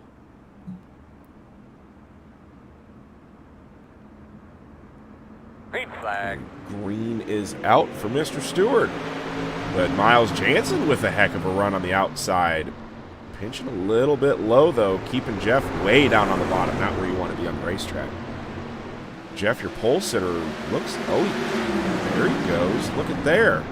I was convinced he was going to fall back into third. Brad Ringer, though, making the outside. Ooh, got really loose as Alex Oriens. Come on, Oreo. Get it. I'd like to see Oreo in this A main. He is a driver who has the speed to make it. Now he's transferred into the B. Trouble at the front. Oh, we got one around. Wow. Miles Jansen. How did nobody hit him? How did nobody hit him? How did he not hit anybody? That was a wild chain of events off of turn number 2. Spun those rear tires. Had to chase the car and just could not catch it. But don't look now. Alex Oriens in third. Now into second place as Hughes spun the tires coming off of 2. Gonna have to drop an F in chat for Miles Jansen. Sad to see his night end early as dive bomb into turn number 1. Wow. Alex Oriens to the front of the field. Power move for Alex Oriens. Alex is wanting it. I am excited to see what he can do if he gets into the B main. This C main, 15 laps. Alex having that clean air. Now he's just got to focus on hitting his marks and make it the rest of the way. Battle right now is for the top 4, because top 4 are transferring out of this to the back of the B main. Brad Ringer currently in 4th, but under fire from your last row starter. Alex Krapser in 5th is all over the tail tank of Mr. Brad Ringer. Wrecked into 1.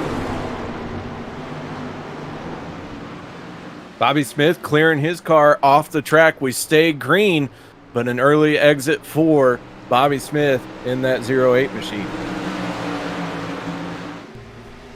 Not the night he was looking for, but so goes the racing racing gods not smiling on him. Because we've got a heck of a battle for the transfer spot right now. Brad Ringer and Brandon Hughes running side by side along with Alex Krapser and Nick Nichols boxed in behind him. I think the fastest out of these 4 cars might just be the 40 of Krapser.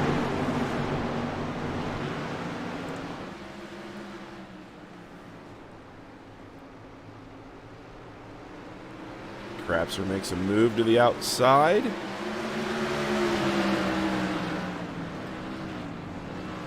And actually, that lap scored in 4th, so he has cleared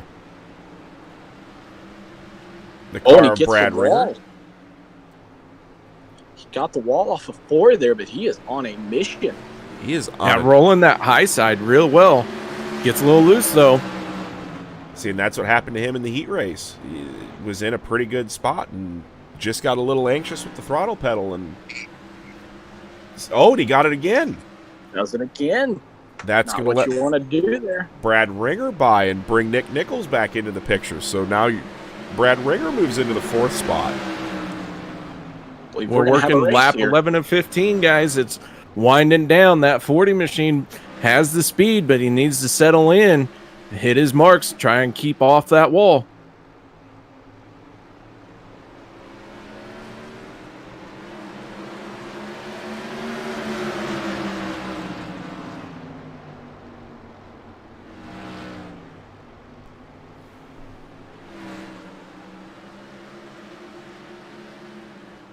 Heck of a battle for the final transfer spot. Is looks like Krapser, who we're told in chat was running 19.8 second laps in his practice yesterday, so that car definitely has the speed. But can he keep from... He's had a couple of little mistakes that have kept him out of the field so far. But they are too wide, 3rd and 4th right now, both in a transfer spot. You want to be careful. You got to be quick, but you can't do anything too incredibly dangerous to take yourself out of the B main. It looks like Brandon Hughes might have gotten a little piece of the wall. Well, he did there. This is a good race. This is a very good race. You got 4 cars shooting for 1 spot. Yeah, and the guy sitting in the catbird seats, Nick Nichols, right now, just waiting for something to happen. Last lap. This is your chance. White flag is out for the field, as we have not seen much of Alex Oriens, but we are definitely not going to take our eyes off this battle for the transfer spot. Alex Oriens will definitely be picking up the win as he crosses the line. Jeffrey Stewart in second, and it looks like third and fourth will go to Brandon Hughes and Brad Ringer. So those are your 4 cars that will move on to tonight's B main. Actually, to timing and scoring, just up. Yeah, Nick Nichols got bumped into 4th. What in the world happened there?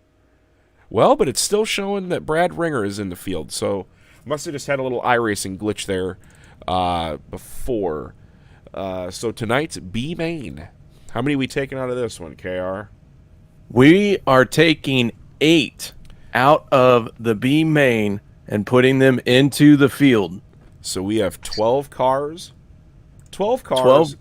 25 laps. Top 8 to the A main. So really got to be patient here with Billy Brickley starting on the pole sitter. So he will have the command of the field. Outside of him is USAC veteran Mark Jessup. Inside of row number 2, Braden Eiler, the dirt standout, the high side hustler. Dustin Griffiths, catch fence in 82 outside of the second row. Michael Sheridan will roll off 5th. Billy Bowerman, Grandpa, starting in the 6th spot. Tyler Street in another Sofa King car. So all 3 Sofa King cars in the B main trying to put themselves into the show. John Steed outside of row number 4.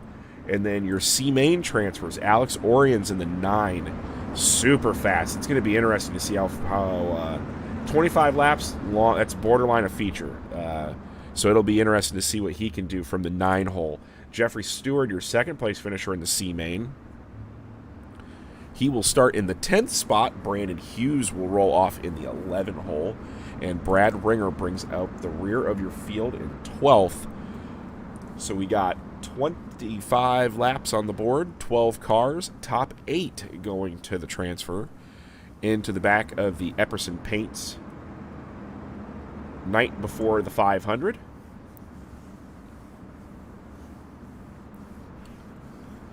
And a big shout out again to everybody. Thank you guys very much for stopping in, spending your Friday night with Baden and myself and KR and Zane and the whole gang. So we should have a heck of a B main here as we're getting ready to go green. Pace car is in. Green flag. Green flag is out. Mark Jessup with a heck of a jump there. Wow. Big jump for Jessup. Let's see what race control has to say about that, though. Yeah, that will be an interesting call from race officials, and it looks like he may have jumped. No, as Billy Brickley just dives in underneath of him. Mark Jessup, your current leader. I guess he technically gave it back going into 3. In theory, he did. We'll have to... called it good. Yeah, race. Heck of a start there. Braden Eiler in 3rd currently. Braden's not too familiar with pavement stuff on here, so it's good to see him running pretty good so far.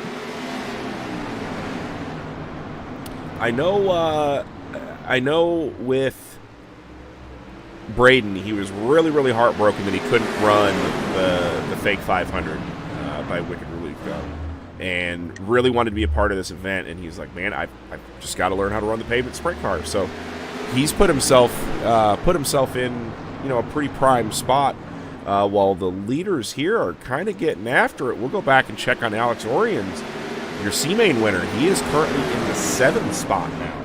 So he is on his way through the start. So Jessup did have to give that spot up.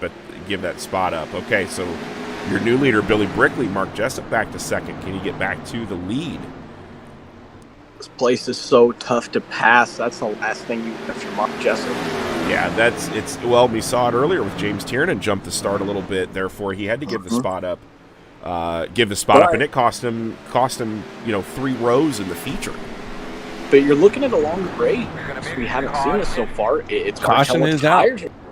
And it would appear Jeffrey Stewart in the 72 has gone around.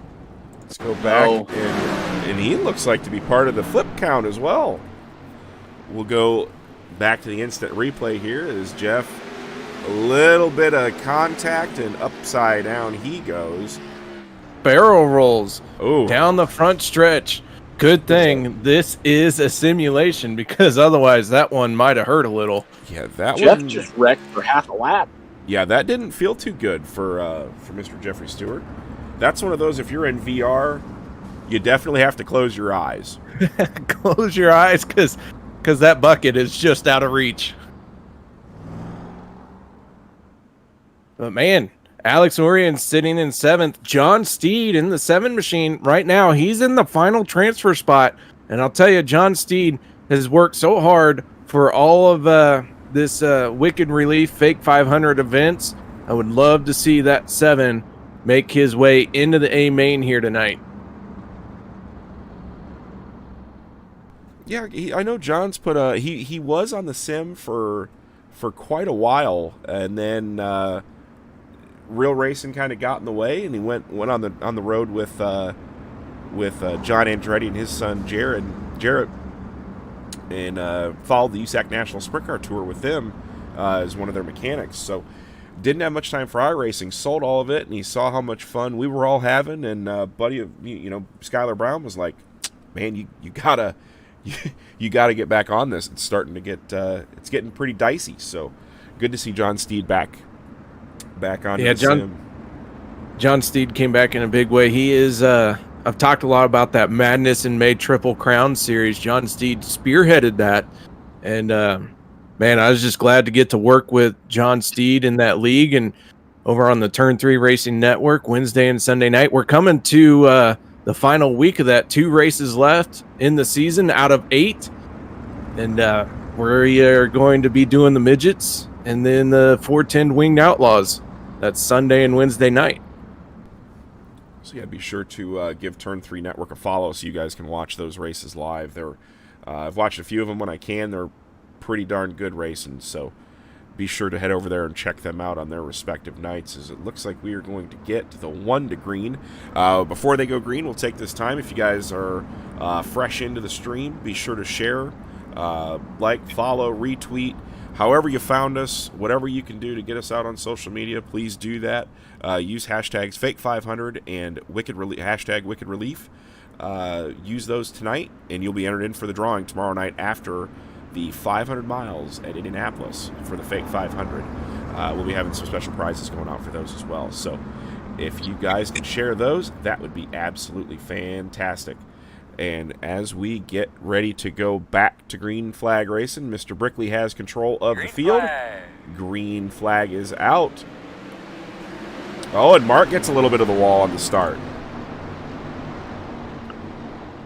Braden Nyler had to check up, lets Billy Brickley get a little bit of a gap there. He said earlier in the chat, sorry for me starting on the pole for everybody, because he wasn't too confident in himself, but here he is leading the B main with working lap 8 of 25, so a long way to go yet, and we have another yellow. Sheridan, the 15 machine, has found trouble on the front stretch, and Michael Sheridan has been having trouble since that green flag came out for this restart. That car has just not been to his liking. I don't know what happened to him, but rough go for that 15. Looks like he was just a little bit too low on the racetrack, and it's pretty easy to get yourself in a little bit of trouble. It's pretty easy to get yourself in a little bit of trouble there. That low on the racetrack, it's very flat. There's not a lot of rubber on it. There's very little grip, and if you get on the throttle a little bit too hard, around she will go, and that's exactly what happened to the Brett Marks Sim Team driver. Not a big pavement guy. We see him usually with the 410 Outlaws and 360s as well with DSRL and DOB and UDSS as well. So if this is kind of your first experience watching a lot of sim racing, throughout the week there's a lot of different races going on. A lot of dirt stuff, a lot of pavement stuff as well. So a lot of good leagues, DSRL, UDSS, DOB. Those are a lot of the ones that myself and my team and a lot of others run. Highly competitive, very fair-driven leagues. So they're a lot of fun to run. But we are still working lap number 8 here for the B main. We'll get a current top 10 there real quick before they cross the line, and it'll shuffle them out. But Brickley, Jessup, Eiler, Griffiths, Bowerman, Orion, Steed, and Ringer from the rear. So 2 of your C main drivers making it into the top 10 as of right now. Both of them into a transfer spot. So good job for those guys so far. But again, like KR's been saying, long way to go in this deal. Anything can happen. Yeah, we're only working lap number 8. These caution flags do not count. And right now, with 8 drivers going into the show, nothing is set in stone. Michael Sheridan, who right now, last car in the field, sitting in 12th, he still could make the A main. Is if I do my math incorrectly, we got like 100 laps left in this B main. Oh, we'll see if we can get them clicked off here pretty quick, and then we'll get into our main event for the evening. So it's been fun so far. I've enjoyed this. It's been a long time since I've gotten to watch pavement sprint cars at IRP. So they do actually have a couple of real life events coming up. So if you like what you see here, be sure to get your tickets to go out to Raceway Park and watch the pavement sprint cars. I believe June 20th, and then they are actually doing a night before the 500 this year as well. So that's pretty cool. So. For the sprint cars and the midgets. The midgets will be returning back to the Indianapolis Raceway Park. So pretty awesome deal. As we get ready to go back to green here, Billy Brickley has control of the field once again. Be ready, green flag. And green flag is out. Mark, a lot better start out of him this time around.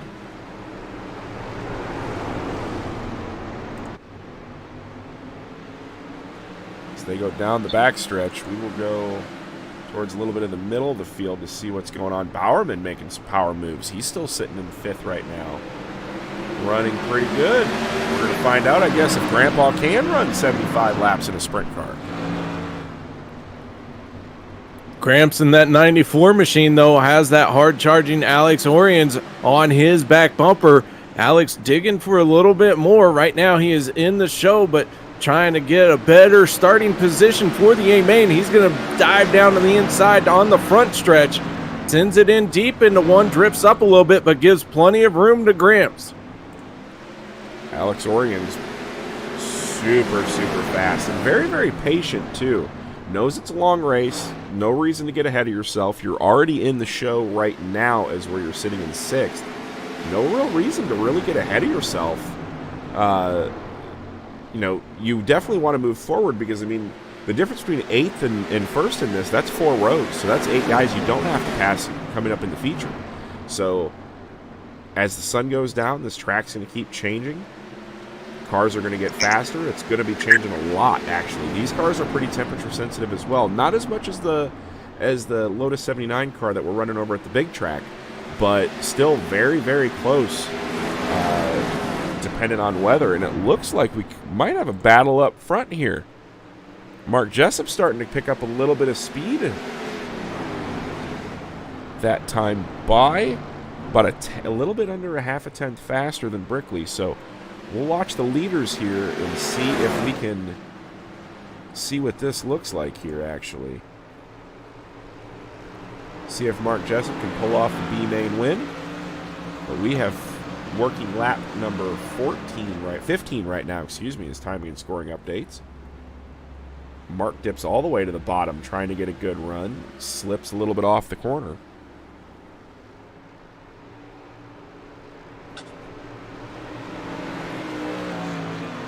Braden Eiler right now finds himself in 4th place, but the 9 of Alex Horians has started to try and work him over. Alex trying the high side and low side. Little bit of pokes here and there, some pre-jousting jabs, if you will, as this battle for 4th place begins to heat up. Mark Jessup, Dustin Griffiths, next 2 cars in front of Braden Eiler, as Billy Brickley really kind of opening up a bit of a gap now on Jessup. But as I say that, Jessup got a great run down the backstretch. He's going to drive in deep into 3.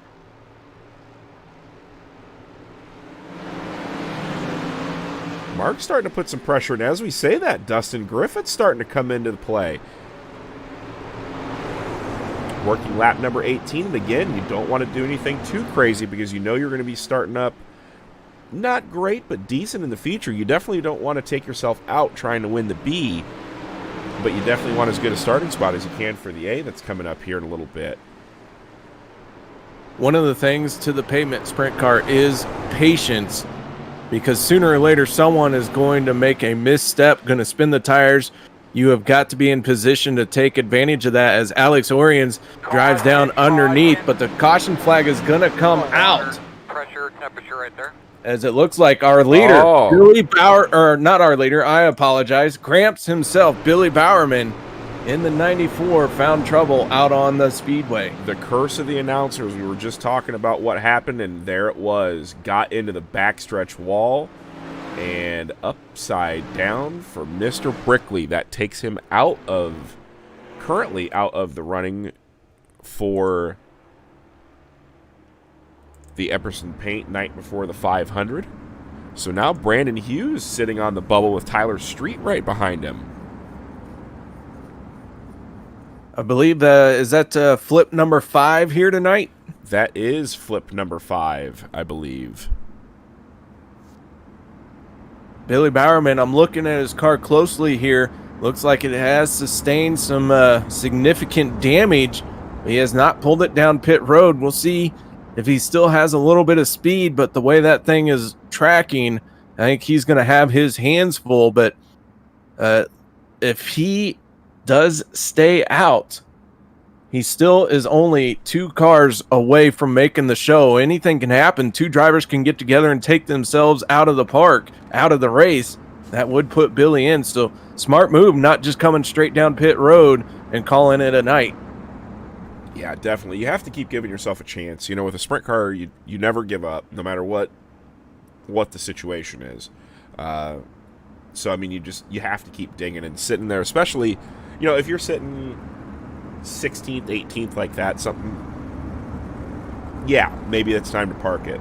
But 2 cars out, you've been fast, even with the damage, you might have a shot at this deal to make it into the show. So we'll definitely be keeping an eye on Mr. Bowerman, the announcer for the UDSS. Does a heck of a job. We talked to him a lot on Bump Day. Great guy out of the state of California. Just enjoys life almost as much as if he was having any more fun, it would be illegal somehow. So Billy Bowerman, I hope the police don't come after us, because this is a lot of fun just calling this race. Man, I hope not. Usually I'm good for a cop driving by my house about 800 miles an hour, so we haven't had that happen yet. So we are getting ready to hopefully get the 1 to green here next time by, as the pace car lights are still on.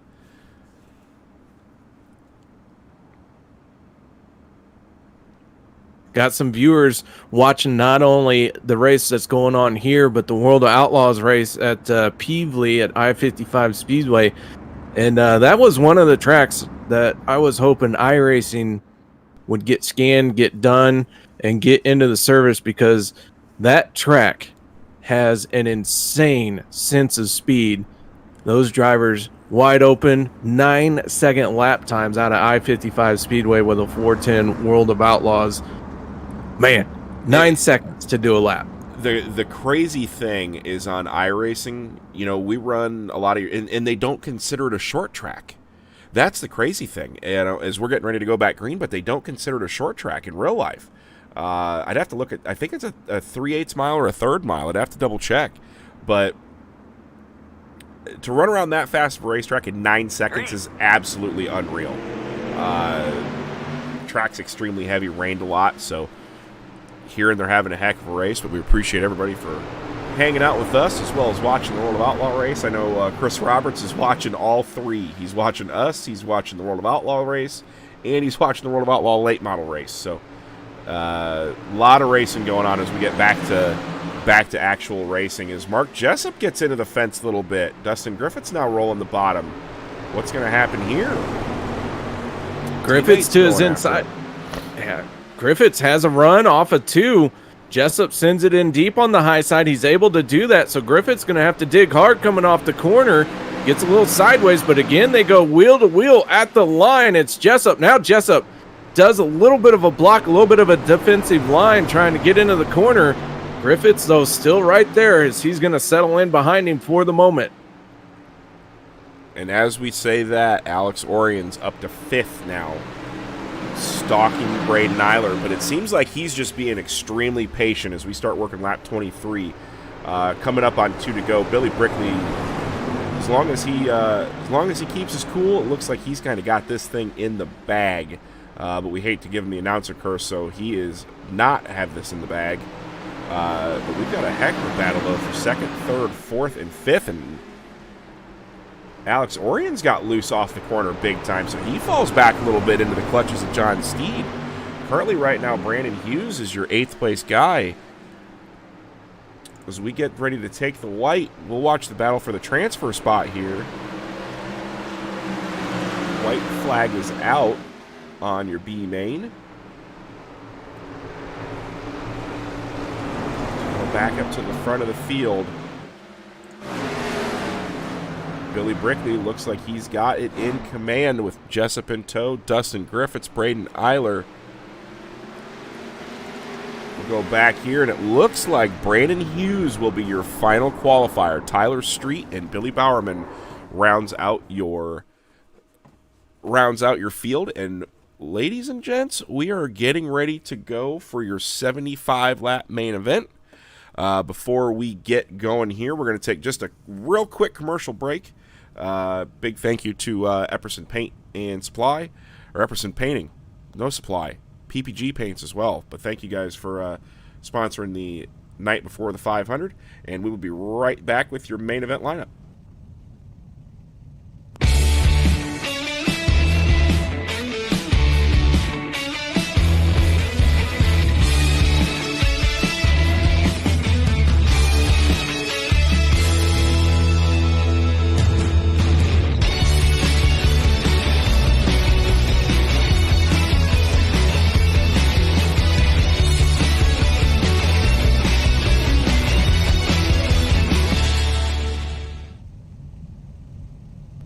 Back. Big thank you to Wicked Relief Gum as well.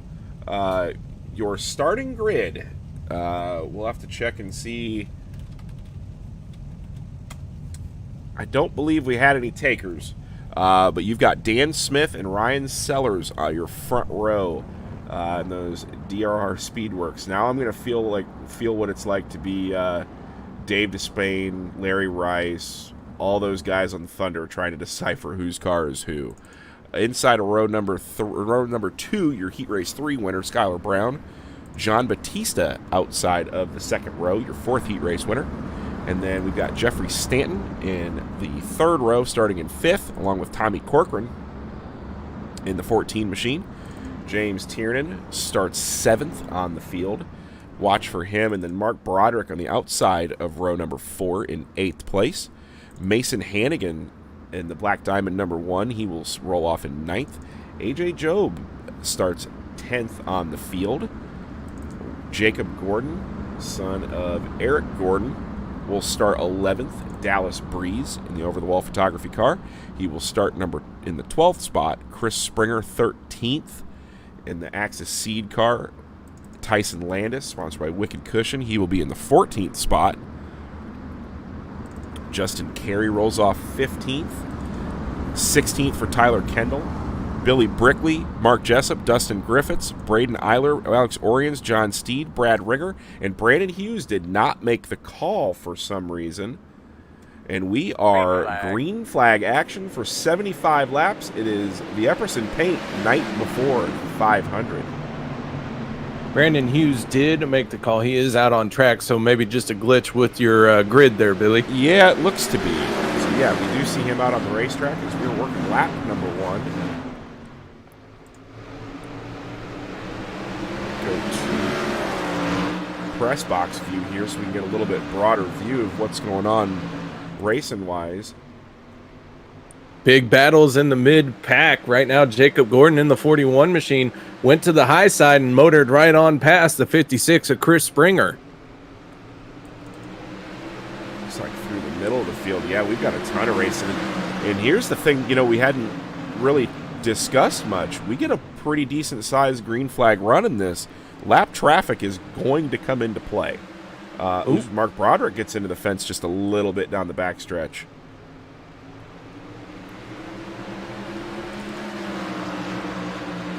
But as we look right now, the top 3 cars have all ran laps within the 19-second bracket. So big speeds on the field. John Batista moves around Skylar Brown for 3rd. James Tiernan already up into the 5th spot.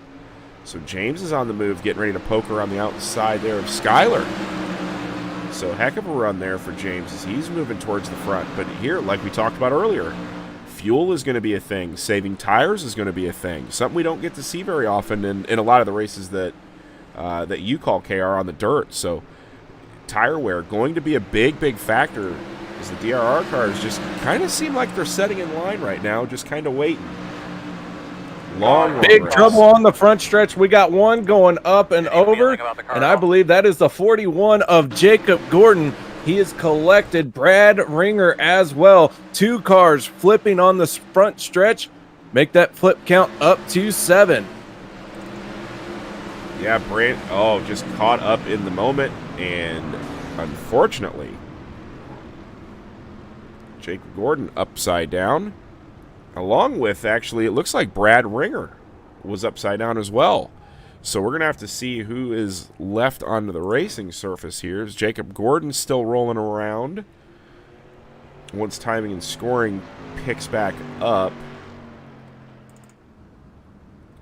Let's see if we can go through the field a little bit. It looks like Brandon Hughes is still out there. Jacob Gordon is still out there. Brad Ringer looks to be shuffling towards the bottom of the order here.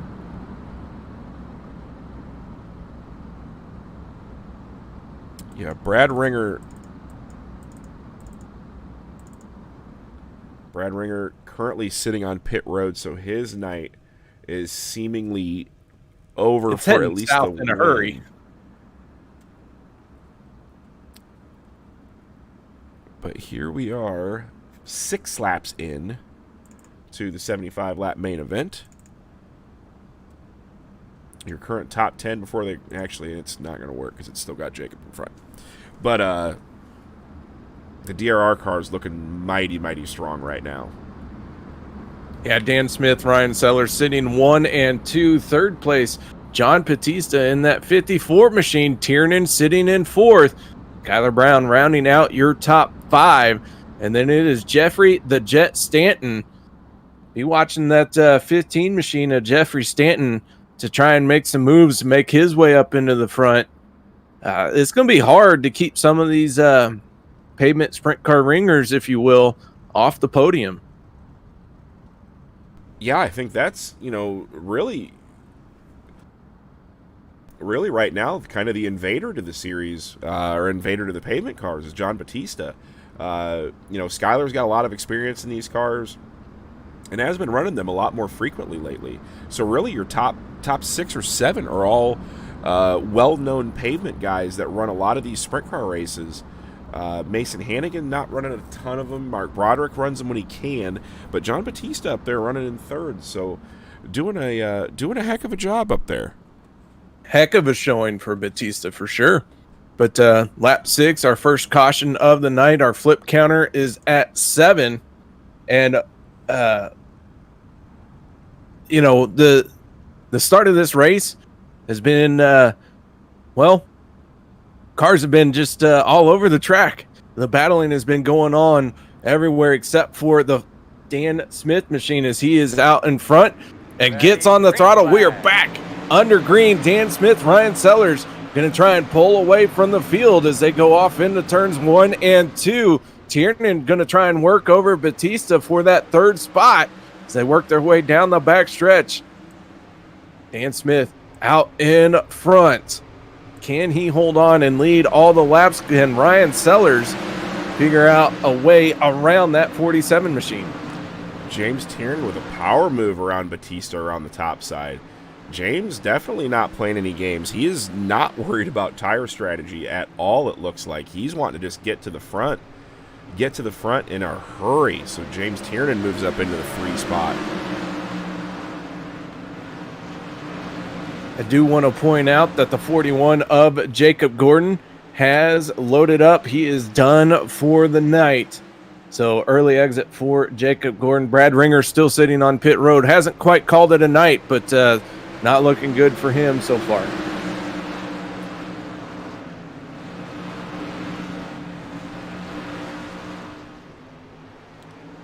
But as we watch your top three right now, John Batista is still kind of hanging on with things, but your top three is trying to, James also very well could be, you hear it a lot in the NASCAR world of guys putting pressure on people to basically use up their equipment just as much as yours is. So, these guys are all pretty smart here. Are we going to see... Oh, is Dan... Uh-oh. Oh, no. We had some neck... Wow. Oh, how in the world did they save that? Looked like we had a little netcode incident there with things flashing, and it looks like Sellers now pulling to the bottom of the racetrack. Big. That's an unfortunate thing. Let's go back and watch that in instant replay real quick so that way we can see exactly what happened. But it looks like there might have been some flashing going on, and it's hard to tell of who's doing what because James went down to the bottom, and I don't think he expected for Sellers to be there. So hopefully Sellers can pick that back up. Dan Smith had a big wiggle coming off of 4, had to catch it, causing Ryan Sellers to check up as well. Tiernan making evasive moves. All of those 3 drivers were able to sort it out, with the big loser being Ryan Sellers, as he has fallen well down the order and on the pit road. Tiernan's digging. Yeah, James Tiernan making a battle for the lead, but as we say that, here comes Batista and as well as Skylar Brown. Really, your 3rd through 6th place guys, they're pretty much just kind of sitting there riding right now, trying to, we're working lap 15 of this, so, these laps are going to start clicking off pretty quick here. That it is, and these drivers with a 75 lap feature and the caution flags not counting, they're going to be close on fuel, so they're wanting to get this thing to run green. Otherwise, they're going to have to start coming down pit road and top off the fuel tanks, and that could be a very unique situation for everyone involved, as this pavement sprint car really has never had to come down pit road for fuel in a race. Yeah, and we're up front watching these guys, but there is a lot of, as they're doing that, there's a gaggle of cars in the back. Tyler Kendall's starting to move through the field up to 12th, one of your B main transfers. Alex Orion's sitting back in 15th right now. Started 21st. Yeah, started 21st, so he's moved up some spots. 21st to 15th in the first 18 laps, so he's making moves through the field. Mark Broderick has fallen off a little bit as we see Tyler Kendall doing a little slip and slide, dip and dive there, trying to get around the 82 of Dustin Griffith. So Tyler Kendall is definitely on the move. Dallas Breeze currently in your top 10. But back up front, we've got a battle for the lead. Yeah, James Tiernan trying to work over Dan Smith. Tiernan poking at him a little bit. Dan Smith running right through the middle. That's going to make it hard for Tiernan to find a gap. Smith closed the door on the outside as they work their way down the backstretch. Tiernan going to try and get a run off of turn number 4, set up the pass as he heads off into turn number 1.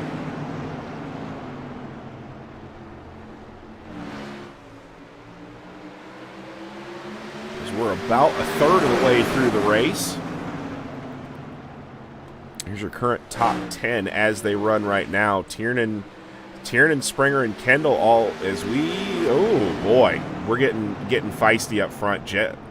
Jeffrey Stanton going super low on the racetrack into turn 1. Battle right now is for 3rd.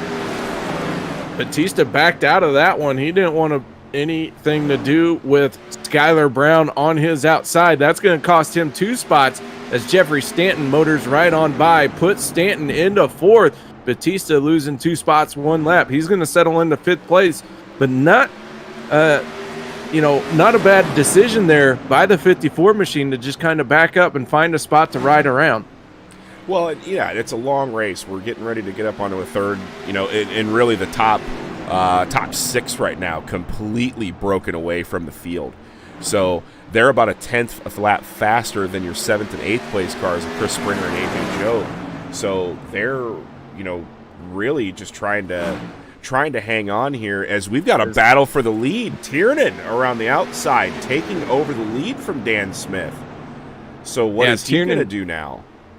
Tiernan took the lead, high side pass through 3 and 4. Dan Smith settling into second place. Jeffrey Stanton closing in on Skylar Brown. Brown closing in on Smith. Our top 4 all running very close to each other. Jeffrey Stanton 0.7 seconds off the race lead. James Tiernan. James starting to pull away, it would appear, but, you know, like we'd said, we're a third of the way into this race. Dan Smith is one of probably the smartest pavement sprint car drivers on the sim, if not the smartest. He knows these cars like the back of his hand, so, you know, he may be saying, all right, James, if you want to go lead this thing, go ahead. Get out front, wear your stuff out. I'm going to hang right here and let you come back to me. So, you know, long way to go in this deal. Long way to go. But yeah, Dan could be just riding around, setting his own pace. James Tiernan, though, no slouch in these cars as he is out in front. We'll see how that plays out as we get into this race. A little bit deeper on, we'll see some more comers and goers. Yeah, AJ Job and Chris Springer having a heck of a race back here for 7th and 8th. They're currently about 6.5 seconds behind the lead pack, but having an absolutely whale of a race. Chris Springer on the bottom, AJ on the top. But going back, Mason, go ahead, Billy. Mason running really tough right now too. Good to see some of the dirt guys up front here, inside of your top 10. Hannigan battling with Kendall. That's a battle for 9th and 10th spot. Tyler Kendall to the outside, but Hannigan going to kind of close the door, left a little bit of room, but Kendall didn't trust that, so he backed out. He's going to try that high side once again. Kendall with the run. He's going to dive down to the inside, go wheel to wheel with Mason Hannigan, and drive in deep into turn number 1.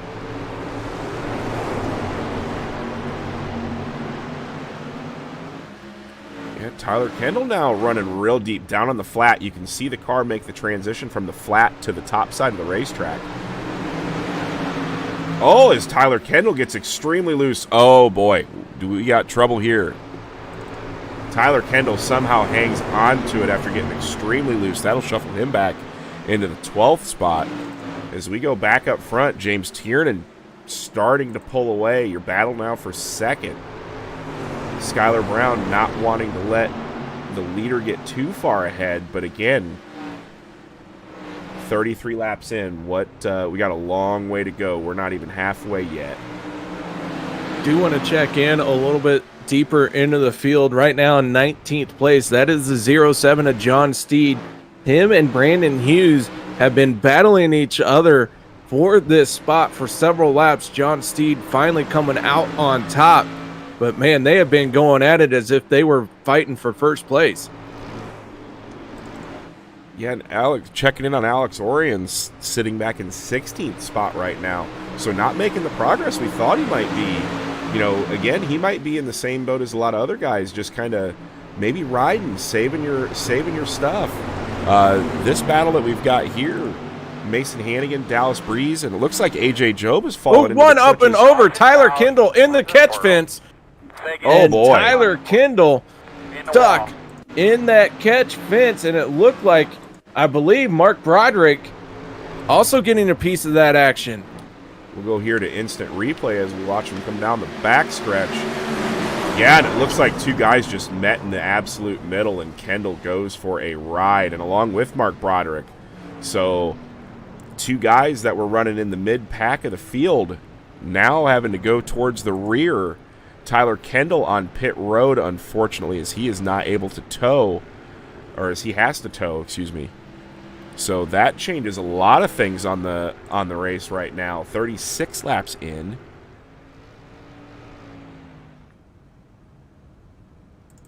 But James Tiernan, your leader, Dan Smith, followed by Skylar Brown, Jeffrey Stanton, Tommy Corcoran III rounds out your top 5. And while we're under yellow, we'll just take this moment to really also drive home too as well. UDSS, the United Dirt Sim Series, they've put up $50 for the highest finishing average between tonight and tomorrow. So really, 3 guys that are really in contention for that: James Tiernan, Skylar Brown, and Tommy Corcoran III. All 3 of those are actually entered into the starting field tomorrow for the Wicked Relief Fake 500. So a good run here and a good run tomorrow could mean another $50 in your pocket. So it's going to be important for these guys to stay out front in that deal as well. Maddie, Fake 500, green flag will wave at 6 p.m. Pre-race will start right at about 5 o'clock. We got a lot of things to cover. Baden's been working on some really cool stuff that we think you guys are going to enjoy, and we've got all the festivities and fanfare that you know to expect from the Big Track 500 back home again in Indiana, taps, the whole bit. So it's going to be a fun time, and special guest Jack Hewitt will be announcing the start of the Gentlemen Start Your Engines. So we'll be talking with Jack Hewitt a little bit tomorrow, which I'm super excited about. Yeah, Billy, we were talking about that, and I was fortunate enough, even though I'm in Missouri, I had relocated to Detroit, Michigan for a couple of years and got to go racing in Ohio. My dad had enough of sitting around up in Detroit. We rolled down to, I believe it's called Atomic now. I could be wrong, but at the time it was Buckeye Speedway, and we also went to Attica, and Jack Hewitt was at Attica that night, won the race, but he did it in a roundabout way, went off the track, never lifted off of turn number 1, had the lead when he rejoined the racing surface going into 3. Paula says, hopefully Jack doesn't get you banned from Twitch. You know what? If my Twitch career had to come to an end because I got to talk to Jack Hewitt, we've had a good run, folks. If that's how it's got to end, that's how it's got to end. Totally worth it. Totally worth it. And Stuart checking in on Twitch as well, letting me know Atomic, Buckeye, KC Raceway. Yeah, I appreciate that. A lot of good improvements out of the Atomic Speedway now. So a lot different than what it's been in the past. As we're getting ready to go back to green, here we are. We were getting ready to get into lap traffic in a few laps, so things were really going to start getting interesting. If we get another long green flag run, it's going to be rather interesting to see what happens here. In traffic, and actually as these tires have cooled off, it's going to be interesting to see too if Dan Smith can keep pace with Tiernan as we go back to green flag action. James Tiernan starting to pull away there, gets a good start. Jeffrey Stanton down on the bottom, down on the flat. He makes these cars work in very, very different lines than what a lot of other guys do. But you see down there, running the bottom gets him now under fire from Mr. Tommy Corcoran. Corcoran to his inside, but Stanton's going to roll that high side, use the momentum to his advantage, holds on to 4th place for the moment as Skylar Brown begins to try and work over Dan Smith in that 47 machine. Under that caution, we did have a few cars come down pit road, one of those being John Steed, and he was on pit lane long enough. John Steed has taken on some fuel. We'll see if that was the right move to make, as this could see some drivers run out of fuel. Yeah, and we knew it was going to be tight when we did this 75 laps, and I talked to enough people, and they said, yes, you can make it. 75 laps is definitely doable, but you're really going to have to watch the fuel and know where your fuel number is. In iRacing, if you're not familiar with it, you do have the ability to look at your fuel. It will not give you an exact amount of laps you have left, but it will tell you how much fuel is in it. A little bit unrealistic from the sprint car side of things because you just never know. But in this situation, it's going to make for, I think, a little bit better race as we start working lap number 40. Actually, lap number 41, excuse me. This time Attrition is really starting to rear its head as we're past the halfway point now. We started 24 cars, and only 18 are still out on track. Dustin Griffiths in the 82, our most recent driver to pull into pit lane. So several drivers going to go home disappointed, but, man, I've just been glad to make the A of this event. What a stellar field this is.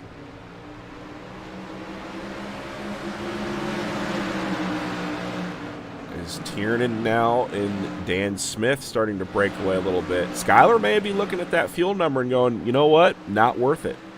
Not worth it. But Jeffrey Stanton putting a lot of pressure on him. And it looks like we got another yellow.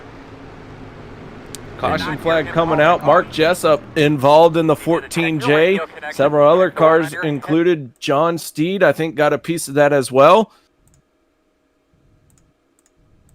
Let's go back and see an instant replay here of what may have occurred. Oh, okay. So will be Mark Jessup underneath of Justin Carey just a little bit, slides up just enough and taps. Oh, and we've got a big old melee. That got Justin Carey,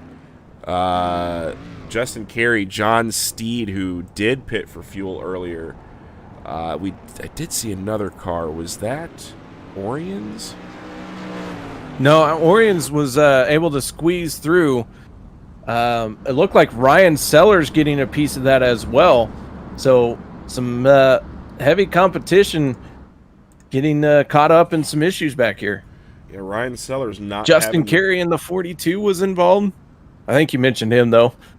Yeah, Ryan Nothing like Sellers. Pete and repeat. Have you ever met my brother, Pete? Hey, you know we're obviously professionals at this. Obviously, we are absolutely professionals. But big thanks to everybody for coming on out tonight. We do appreciate it. I know there's a lot of other racing going on, and appreciate you guys coming and watching this. It's been a really fun race, good race so far. A lot of drama coming up. So if we have another finish like we had last night, I will be tickled pink. I don't know if I see that happening. But I am possible. sad to say that Alex Orions, my buddy, he's on pit road in what looks to be a race-ending period of time, sitting on pit road. Unfortunate circumstances for your C main winner, along with the B main transfer to get himself into the field. He was running right around the 15th, 16th position. So an unfortunate set of circumstances there. Is the pace truck still onto the field? See how this shakes out once timing and scoring updates here. Looks to be James Tiernan still, Dan Smith, Skylar Brown, Jeffrey Stanton, Tommy Corcoran, John Batista falling back behind him, Chris Springer, and Anthony Job. So that will be your top 8, it looks like. Mason Hannigan, Dallas Breeze, and Braden Eiler rounding out your top 10.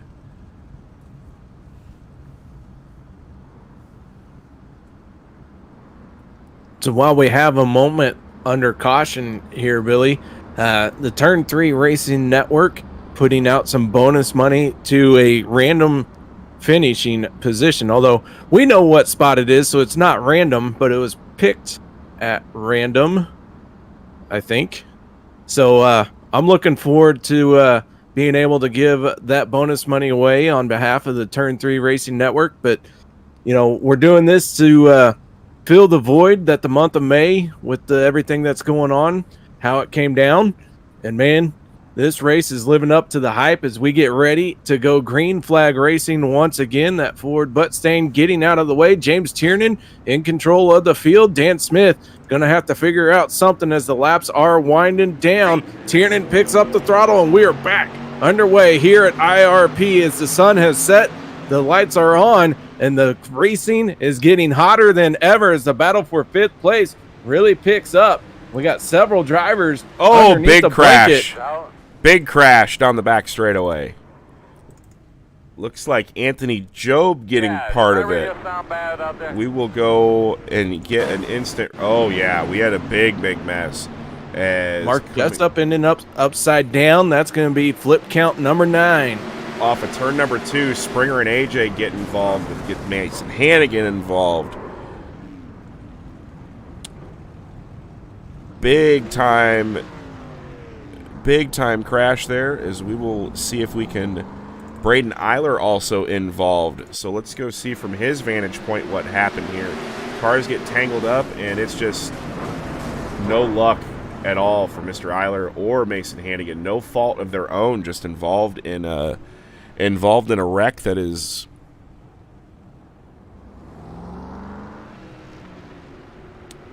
so unfortunate. There is battle of attrition now starting to rear its ugly head as we are 44 laps into the main event, the Epperson painting night before the 500.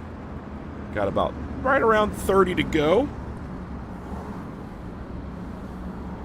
When we stay green, this has been a pretty darn good race, if I must say so. Very, very impressed with how the lead pack is running. I hope we run the next 30 laps out so we can potentially see some lap traffic and shake things up a little bit. Yeah, a lot of drivers getting involved in one situation or another here. Over half the field has come down pit road, either for fuel or one reason or another. And with iRacing timing and scoring being all sorts of jumbled up, as these caution laps don't count, it makes it a little bit hard to see who is where and doing what. But man, that last caution that we've had, several drivers getting taken out in that one.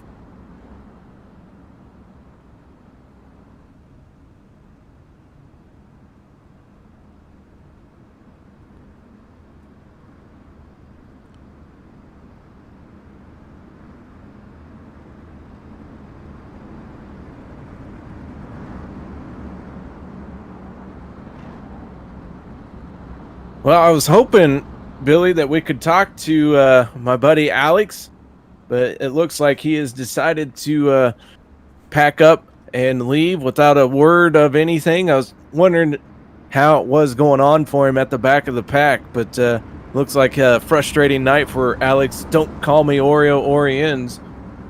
However, it has been smooth sailing for these drivers at the front. James Tiernan, Dan Smith, Skylar Brown, and Jeffrey the Jet Stanton right now sitting in your top four, with fifth place going to Tommy Corcoran. John Batista started up front, has only lost a few spots. Still putting on a heck of a show for somebody new to this car. Yeah, it's the light. Looks like we've got out again. Looks like we've got 15 cars still on the racetrack as of right now. 16. Tyler Kendall's pulled back out. It would appear. So he is currently 3 laps down. He is 9 laps down, 3 laps behind Dustin Griffith. Aha, there we go. See, one of these days when my professional wisdom, I'll know how to use timing and scoring correctly. But as we get ready to go back to green flag action here, James Tiernan, the Dirt Track Terror, taking the green flag once again. Working lap 45 now, so 30 laps to go in the Epperson paint, night before the 500.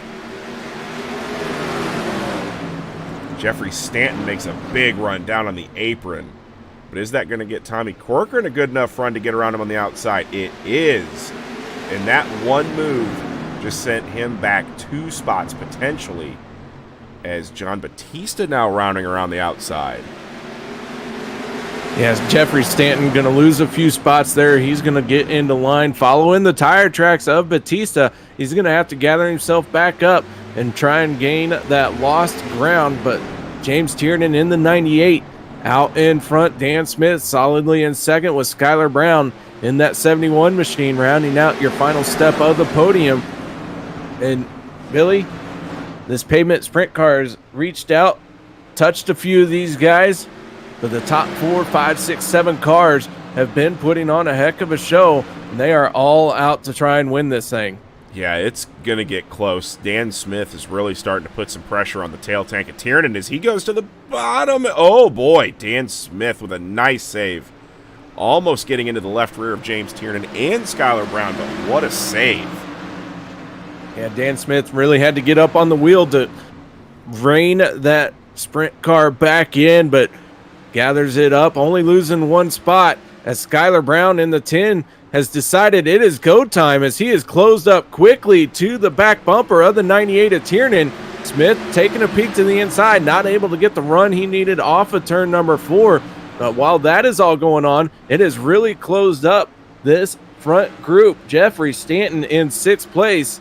Going to get in the wall a little bit, but again, you know, the battle at the front here, they're running nose to tail right now, but you could hardly fit a piece of paper between them at times. Well, and we were talking about him earlier of how good he was doing, but look at John Batista now coming back through the field up into the top 5 spot, trying to get 4th from Tommy Corcoran. So John Batista, was he saving his stuff early just so he had something towards the end? Oh, and then Skylar Brown is really starting to come after Tiernan. Yeah, Skylar and James Tiernan, 2 very accomplished drivers. Dan Smith, no slouches. Tiernan's going to get in the wall. He's going to go up and over your race leader, finding the flip counter, and he is on the wrong end of it. We will go back and watch that in instant replay. What actually happened here for Tiernan, as we'll watch him come off of turn number 2. And I don't know if the car snapped and he just got loose. And again, you know, 50 laps on tires. That's exactly what happened. A little bit, you saw that little wiggle back out to the wall. Man, oh man. Heartbreaker for James Tiernan.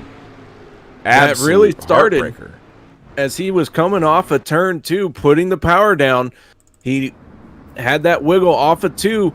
Fought that thing all the way down the back stretch, caught the outside wall, and that is what launched him up into the fence and then back down onto the track. Very, very, very, as Chad is saying, extremely rare mistake out of James Tiernan. Usually cold as ice in these races. Unfortunately, that hands over first place to Mr. Skylar Brown. So Skylar Brown, Dan Smith, and John Batista now sitting in the 3rd spot. Tommy Corcoran, Jeff Stanton. Dallas Breeze moved himself up into the 6th spot.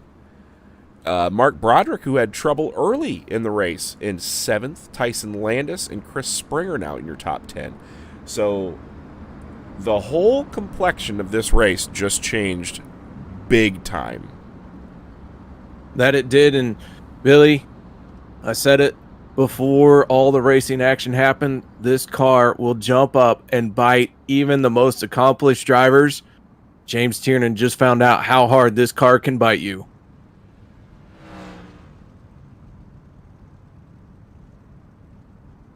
Yeah, absolutely unreal. I wouldn't have expected that, but here we are, 52 laps in. Skylar Brown now your leader. Dan Smith. This is going to come down to the wire for sure. I'm sure Dan still has some in the reserve tank. Skylar Brown, extremely fast in these cars, but don't count out Batista yet either. Batista ran, 7th or 8th or 9th through a lot of this race once he got shuffled back, saving his tires. Tires in these are extremely important. Yeah, another good point by Rapala. Dallas Breeze just kind of been hanging around, doing his thing, not really making a lot of waves, but he's just sitting right outside the top 5 right now. So a lot of runs from deep in the field from these guys. Mark Broderick in the 51, who had found trouble earlier in this race, he's sitting in 8th place. That attrition toll really taking its effect.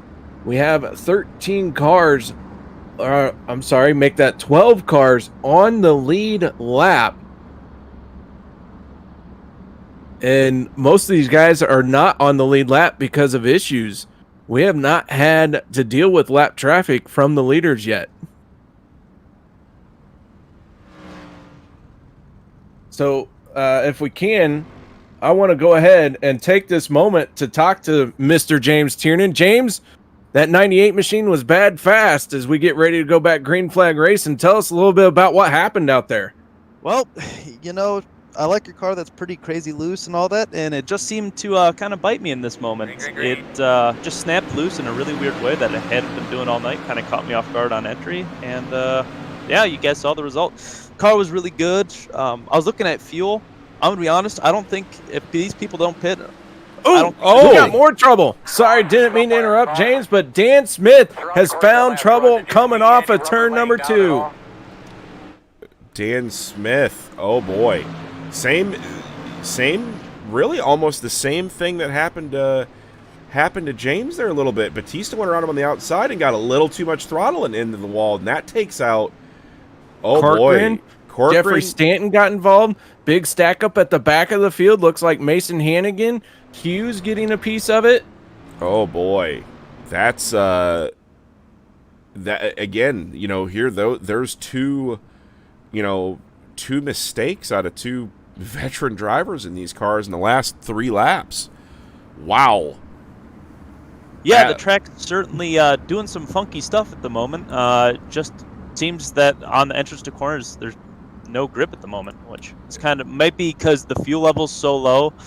We usually don't race this long, and I think the fuel tank likes to have a little bit more in it for these kind of setups. So it'll be interesting to see who can make it, because from what I was looking at, I needed to pit before the end. So I was kind of trying to save it. That's why Skylar and Dan started to try to catch me, and then I tried to step on it, and that's when I lost it. So I don't think they can make it. As we've been sitting here watching it, track temp keeps on falling. So that's another thing to consider too with these cars changing. We knew when we were doing this that you could make it 75 laps. It was going to be just very, very close on how much you could conserve fuel, what you were going to do with gearing and things like that. So, with the 3 leaders that we've had today that have all fallen out, Skylar Brown now just sitting in the catbird seat. But we hate that happened to you, James. But there's always the big show tomorrow. Yeah, absolutely. That's part of racing. You're going to make mistakes, and now it's up to me to learn from it and kind of go on from here. Hopefully tomorrow I can make up for that little mistake, and hopefully bring home the big fake 500. Looking forward to it. A lot of work's been put in the list, a lot of effort by all the teams and everyone in it. So it'll be interesting to see who's got what for that race. It will. And James, doing the broadcast on Turn 3 Racing Network Wednesday night, simulcast here for this one. Discord dropped out before you could mention your sponsor. So before it drops out on you again, why don't you give a shout out to those who helped get you out there tonight? Absolutely. So first of all, first and foremost, I'd like to thank Ergot Real Estate, the Racers Real Estate. He's the guy to go to find properties that, may include stuff for racers. So he's a really cool guy to work with, and I really appreciate him coming on board with us. Also like to thank Fairway Mortgage, Over the Wall Photography, Anderson Speedway. They run the Little 500. You guys have been talking about that a lot. So they've come on as a sponsor. Also like Jessup Logistics. So Mark Jessup, he's in the race. He sponsors us as well. He has a trucking company. Am I forgetting anything? Oh, Catch Fence Apparel. So they've been doing a lot of stuff with the Dirt on Dirt people. And all right, James. Yeah, good. Man, I appreciate it, and nice job out there tonight. It was exciting to watch. Better luck next time. Yep. Thanks for having me in the booth, guys. Yep, that is James Tiernan from the 98 machine. Led a bunch of laps, but not his night. The 54, John Batista, was running down on the apron trying to save as much fuel as he could. I don't know if you picked up on that, Billy, but we're getting ready to go green flag racing. Skylar Brown in the 71 out in front. Batista giving chase. Fuel load's getting light. These cars are going to start hooking hard on the straightaways. These drivers have got to be very, very careful on the throttle. And that memo does not appear to have been given to the 71 and the 54 as this battle for the race lead really starts to heat up here in the closing laps of this race. We're looking at 21 to go. Yeah, 21 to go. Batista all over the back of Skylar. But again, we're going to be running into the portion of the program where, like James was saying, fuel is going to be coming into a factor. So, and like James said, like James said, we may be seeing these light fuel tanks because you run this car on the service. You run this car on the service at max fuel all the time. So you don't rarely ever get the car down this low on fuel. So it's going to be a very interesting piece to see who Batista can make it and to who the doesn't. inside. They almost get together. Didn't mean to interrupt you there, but man, that really caught my attention as Batista down to the inside for the race lead. Who's going to be brave going into 3? Skylar Brown sends it in deep, but Jeffrey Stanton sent it in deeper. Heck of a battle up front as we're coming up on 15 to go, lap 58. Skylar Brown or John Batista has to check out of the throttle real quick. Jeffrey Stanton now getting into the clutches of the top 3, or the top 2, I should say. But Dallas Breeze just kind of sitting back, lurking. Is he looking at fuel going, I don't know if these guys are going to make it, like Tiernan was saying. His lap times not showing that he's too worried about it. He is laying down some quick ones faster than our leaders that time around. So he is trying to close in, but Jeffrey Stanton has moved into second place. John Batista falling to third. What does Jeffrey the Jet Stanton have in store? How much fuel do these guys have left? This is a lot like the NASCAR. We don't know how much fuel is in these things. All you can do is just take a guess. And I'm telling you, I'm with James on this one. I said it at the beginning. If we have too many cautions, they will not be able to make it. So who has had the best strategy? Who has held something back to have a little bit of fuel left in the tank? Who's going to be the first one to have to hit pit road? Yeah, and I don't know if, the way that these cars are equipped, it's just, I don't know if it's going to come, it's definitely going to come down to fueling. We knew that going into it. Are we going to see, a rider until you're going to be able to go on fuel? James said he didn't think he was going to be able to make it running the pace that he is. But we've seen them drop down to the 20.3s.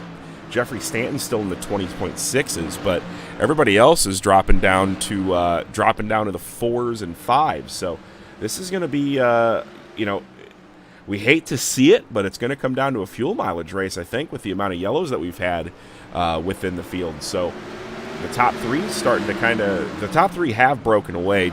Mark Broderick and Dallas Breeze back there racing with each other as we're getting ready to come up on 10 to go, guys.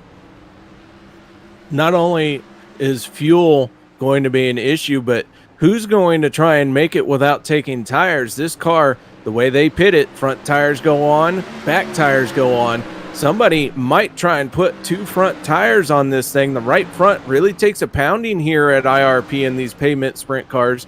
You can abuse that right front a lot quicker than you can abuse the right rear. So we might see somebody try and take fuel and tires if we get a caution. Yeah, I think the caution is going to be the big thing. If we get another one, I don't know if you can take the risk of staying out. But man, it's going to be close. It's going to be really close. Skylar Brown, you can tell, definitely not on the throttle as much, but still running right around 20.3, 20.4s. They're all slowing down to that as Mark Broderick takes over the 4th spot away from Dallas Breeze. So Mark Broderick kind of has something to prove here as well. So he's marching through the field again from coming from the back from an earlier incident. Started 24 cars, 14 of them still out on track. Of those 14, we have 10 on the lead lap. John Steed cracking that top 10 in that 7 machine. He has been battling tooth and nail throughout the entire month of May events that the fake 500 Wicked Relief gum has been putting on. John Steed in the top 10. If he can bring this home, he is going to be ecstatic with that finish. Oh, absolutely. And I think we're getting ready to start seeing some hot and heavy movement. Earlier in the race, or all race really, Jeffrey Stanton's been running the bottom of the racetrack down in the apron, trying to almost throw a slide job on these guys to try to get around him. It's cost him a few spots before, but now he's back into it with this. We got 6 to go, working on getting into the 5 to go range. Jeff Stanton, you can see, starting to back off a little bit earlier, getting a good run off the corner. Fuel getting extremely light in these things. Laps are winding down. Jeffrey Stanton, if he wants to win this thing, he's going to have to figure out how to deal with Skylar Brown. Skylar Brown putting that car right in the middle of the corner. taking up all the room he can in that 71 machine. Our top 3 drivers have pulled away. They have a 2.5 second lead over the 51 of Mark Broderick, sitting in 4th place. 5th going to Dallas Breeze. Do one of these drivers back here have something that could surprise us and come away with the win? But man, Skylar Brown, Jeffrey Stanton, John Batista, I hate to take my eyes off them because these 3 are running nose to tail. I'm not sure I would want to be out in that situation that these guys are in right now. That is a nail biter for sure. Oh, absolutely, especially with as light as these cars are on fuel, with the way that the throttle response is on these. You can spin the car out super quick. As there, Jeff gets a little bit free off the corner, trying to make a move under Skylar as we're working 2 to go, gets into the back of Skylar a little bit. That gives John Batista the move up around the outside. As there goes Stanton to the bottom again. Looks like John Batista now sitting in the catbird seat. Can he go get it as the white flag is out? Final time around here at IRP.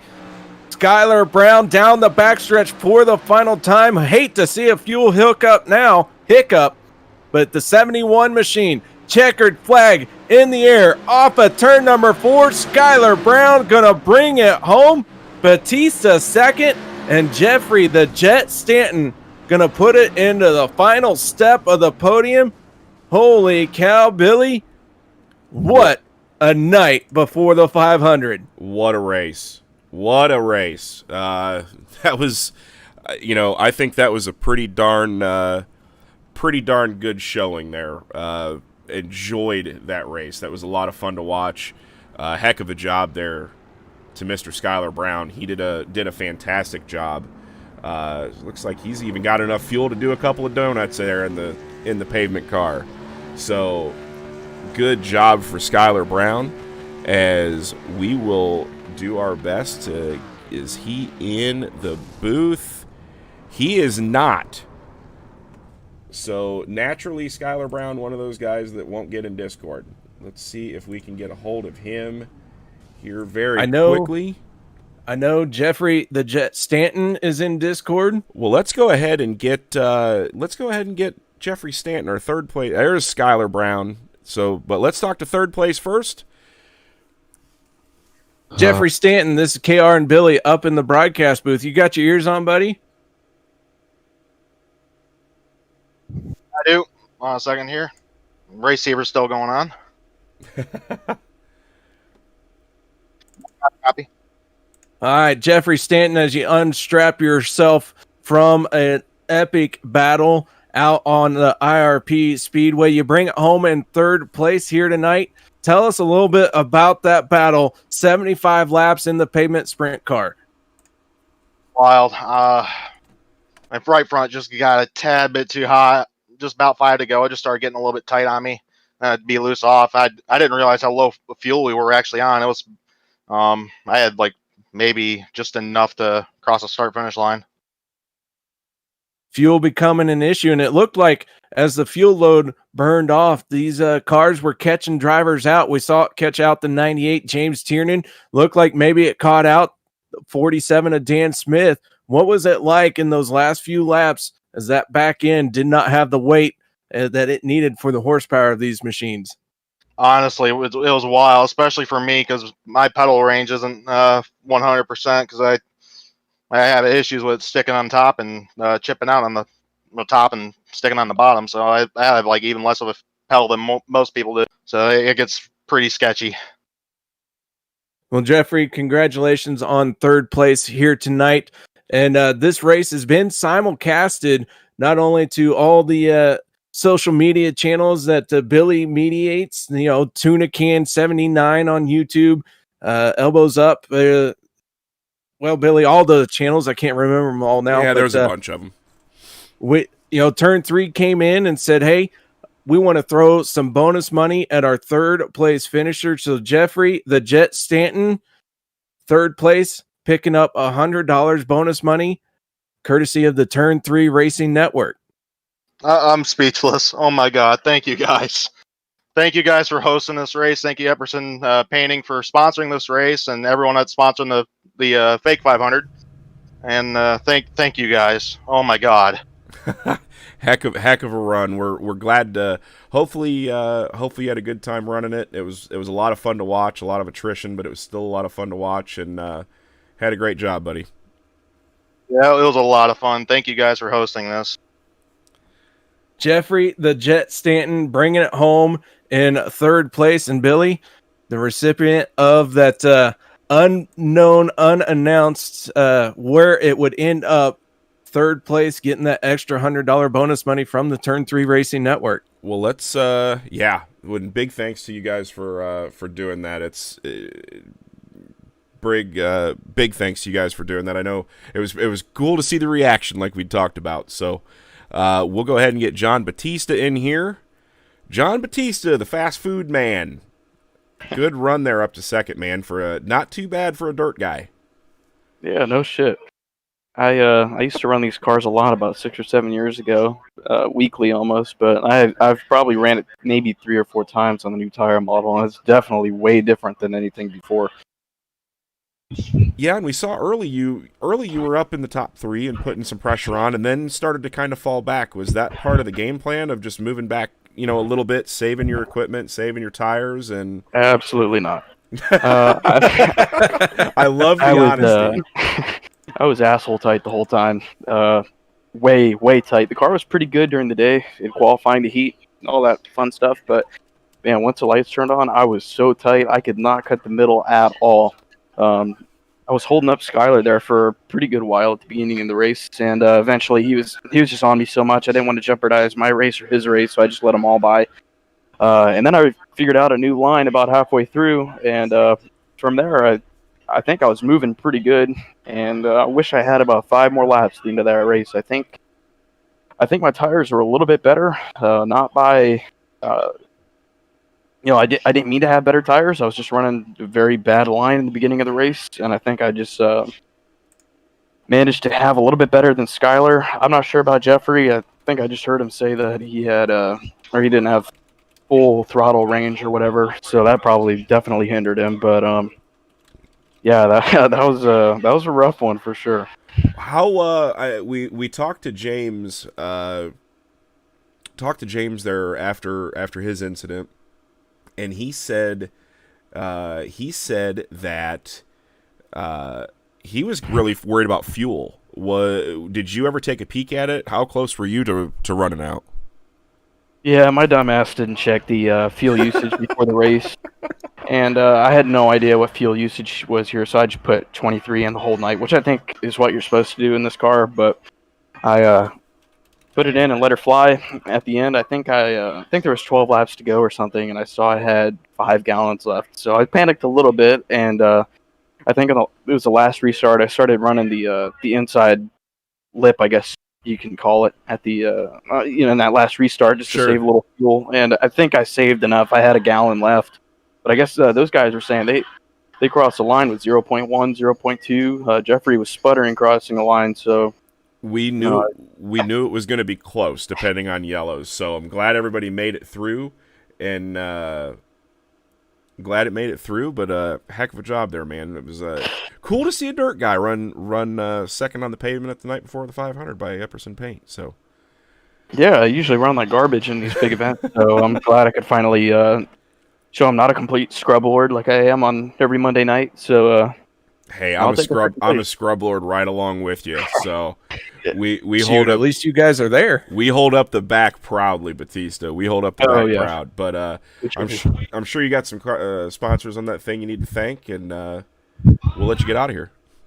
Yeah, just friends at Black Diamond Motorsports, Brett at Ultimate Dirt TV, Jason Brody, Drew Neal at 19 Designs, Absolute Automation Security. Who else do we got? You guys at Elbows Up Some Sport for putting this whole thing on. Fortunately, I really don't have much interest in big track racing like the Indy 500 and all that jazz. But, this was a lot of fun. This is the race I was looking forward to all week. I put a ton of laps in here, and I enjoyed myself. Long event, but I do like the long events once in a while, so thank you guys for that. KR, thanks for your broadcast every week, man. I really enjoy it. and Epperson Painting for putting this thing on for us, and Wicked Relief Gum. Well, that is your second place finisher, Mr. John Batista. We'll let him get out of here and do a little bit of celebrating. But boy, was he not challenged? Was he not channeling Jack Hewitt, our Grand Marshal, for tomorrow? I feel it. I feel it. And speaking of that, the man of the hour, Mr. Skylar Brown, picks up the win in the Epperson Paint night before the 500. You got to be feeling pretty solid there, pal. I'm feeling solid, but I'll feel real solid once I take a little trek down to the liquor store here and pound about 6 beers. I was gonna say, I figured you'd probably be already celebrating. So heck of a run there. It was you were fast all night, and what went through your head when you were running behind Tiernan and saw him catch the wall off of 2? Oh, well, I noticed he had slowed down after that restart, and I was really pulling him. It's like he dropped his cylinder. I know you can't do that in this game, but it was just weird. He got real slow there, and then he just went in the wall, and I'm like, let's go. I got a chance because he's fast here, and I just got lucky with that one. I don't know if he car wore out there, but I ran some low pressures, and I was just waiting, just trying to stay with him and keep him at my grasp. And once we got about 25, 30 to go, it was time to roll. Yeah, you were definitely flying out there tonight. It was had a good heat race, good qualifying run, put yourself up front in the A, and yeah, you are the inaugural night before the 500 winner. So big congrats to you, and I'm sure you got some people to thank. Oh yeah, for sure. Just you guys for this on. It's been awesome ever since it started last weekend. It's been a great time. I'm really enjoying it. Glad I could get a win. That was hard, man. I mean, I'm sweating. I was shaking. I had freaking beads of sweat rolling in my eyes. I'm wiping my eyes. I'm going down the straightaway. That was tough. So tomorrow will be fun. I'll be practicing tonight after this. So I'm ready. Well, you are in prime spot for the $50 UDSS bonus. They've put up $50 to the highest finisher tonight, or the highest finisher in tonight and tomorrow, the best average. So you're kind of sitting in the catbird seat to pick up that bonus along with the winner's check tonight. So as long as you have a good night tomorrow, you should be in pretty solid shape, some cash wise, buddy. Yeah, it's gonna be different. It's gonna be a long race, 500 miles, 200 laps. Kind of a dirt guy, so that's a lot, but we'll get it done. Well, good luck tomorrow, Skylar. I'm sure we'll be talking to you possibly during pre-race tomorrow, but good job, and thank you for coming. We really appreciate it. You put on a hell of a show. Yep, thank you, guys. Well, what a night, guys. What a night. Man, oh man, Billy, what a night it was for sure. We, didn't really know what to expect coming into this. It was more of a more of an unknown type of thing. So, expectations were high on seeing what was going to happen. Just a lot of fun. I really think that everybody, had a good time doing it. The race was, I thought, phenomenal. Baden took a nap halfway through, I'm fairly sure. Or he's probably been video editing for tomorrow. So, but heck of a race, and really can't wait for tomorrow now. Oh man, I'm looking forward to tomorrow. And Billy, I said it in jest. This is the best thing that's happened that iRacing doesn't know about. But man, to be a part of it, to see everything go down, I've said it the entire time that this has been going on. This is how iRacing should set up the month of May, and we still have our fake 500 to go tomorrow, being broadcasted by you, simulcasted to Turn 3 Racing Network. It is going to be a stellar closing to all these events you've been putting on. Well, again, none of this would be possible without all the sponsors that we have. Epperson Paint came on board. Bobby Smith, sprint car guy, so Epperson Paints came on board to be the title sponsor of the night before the 500, and we cannot thank them enough. So if you guys are in the Indianapolis area, please reach out to Epperson Paints. Supports racing, fantastic family. just all around good racers. But Matt over at Wicked Cushion, Wicked Relief Gum, Wicked Energy Gum does so much for racing, real life and on the sim. So big shout out to him. Crescent Donuts for sponsoring last night. So if you guys are down in Bloomington for the sprint car races coming up in a few weeks, be sure to go in and stop and say hi to those guys there at Crescent Donut. They work so hard to make those work, especially in the tough times that we've got right now with the COVID stuff and the shutdowns, and things are starting to come back. We got real racing on TV now. We still got iRacing. But just there's so many sponsors to thank, and just really, really appreciate everybody for coming out and really enjoying themselves. And the racers have been pretty fantastic this week. Last night was a great show. Tonight was another good show. I think tomorrow we're going to see more of the same. So big thank you to everybody that's come out, everybody that's watched this, shared the streams, and man, can't wait for tomorrow. 5 o'clock Eastern, we'll be back with myself and KR and Baden. Zane just hopped into the booth. Any final thoughts of the stream, Zane? Nope. Tune in tomorrow. Short and sweet. I like it. Short and sweet. Zane is ready for bed. So with that, I am Billy, KR, and Baden is all in the house, and we will see you guys all tomorrow, 5 p.m. Don't be late. You won't want to miss the pre-race show. A lot of cool stuff coming up. So we will see you then. You guys have a good night. Congratulations, Skylar Brown. You're Epperson Paint. Night before the 5.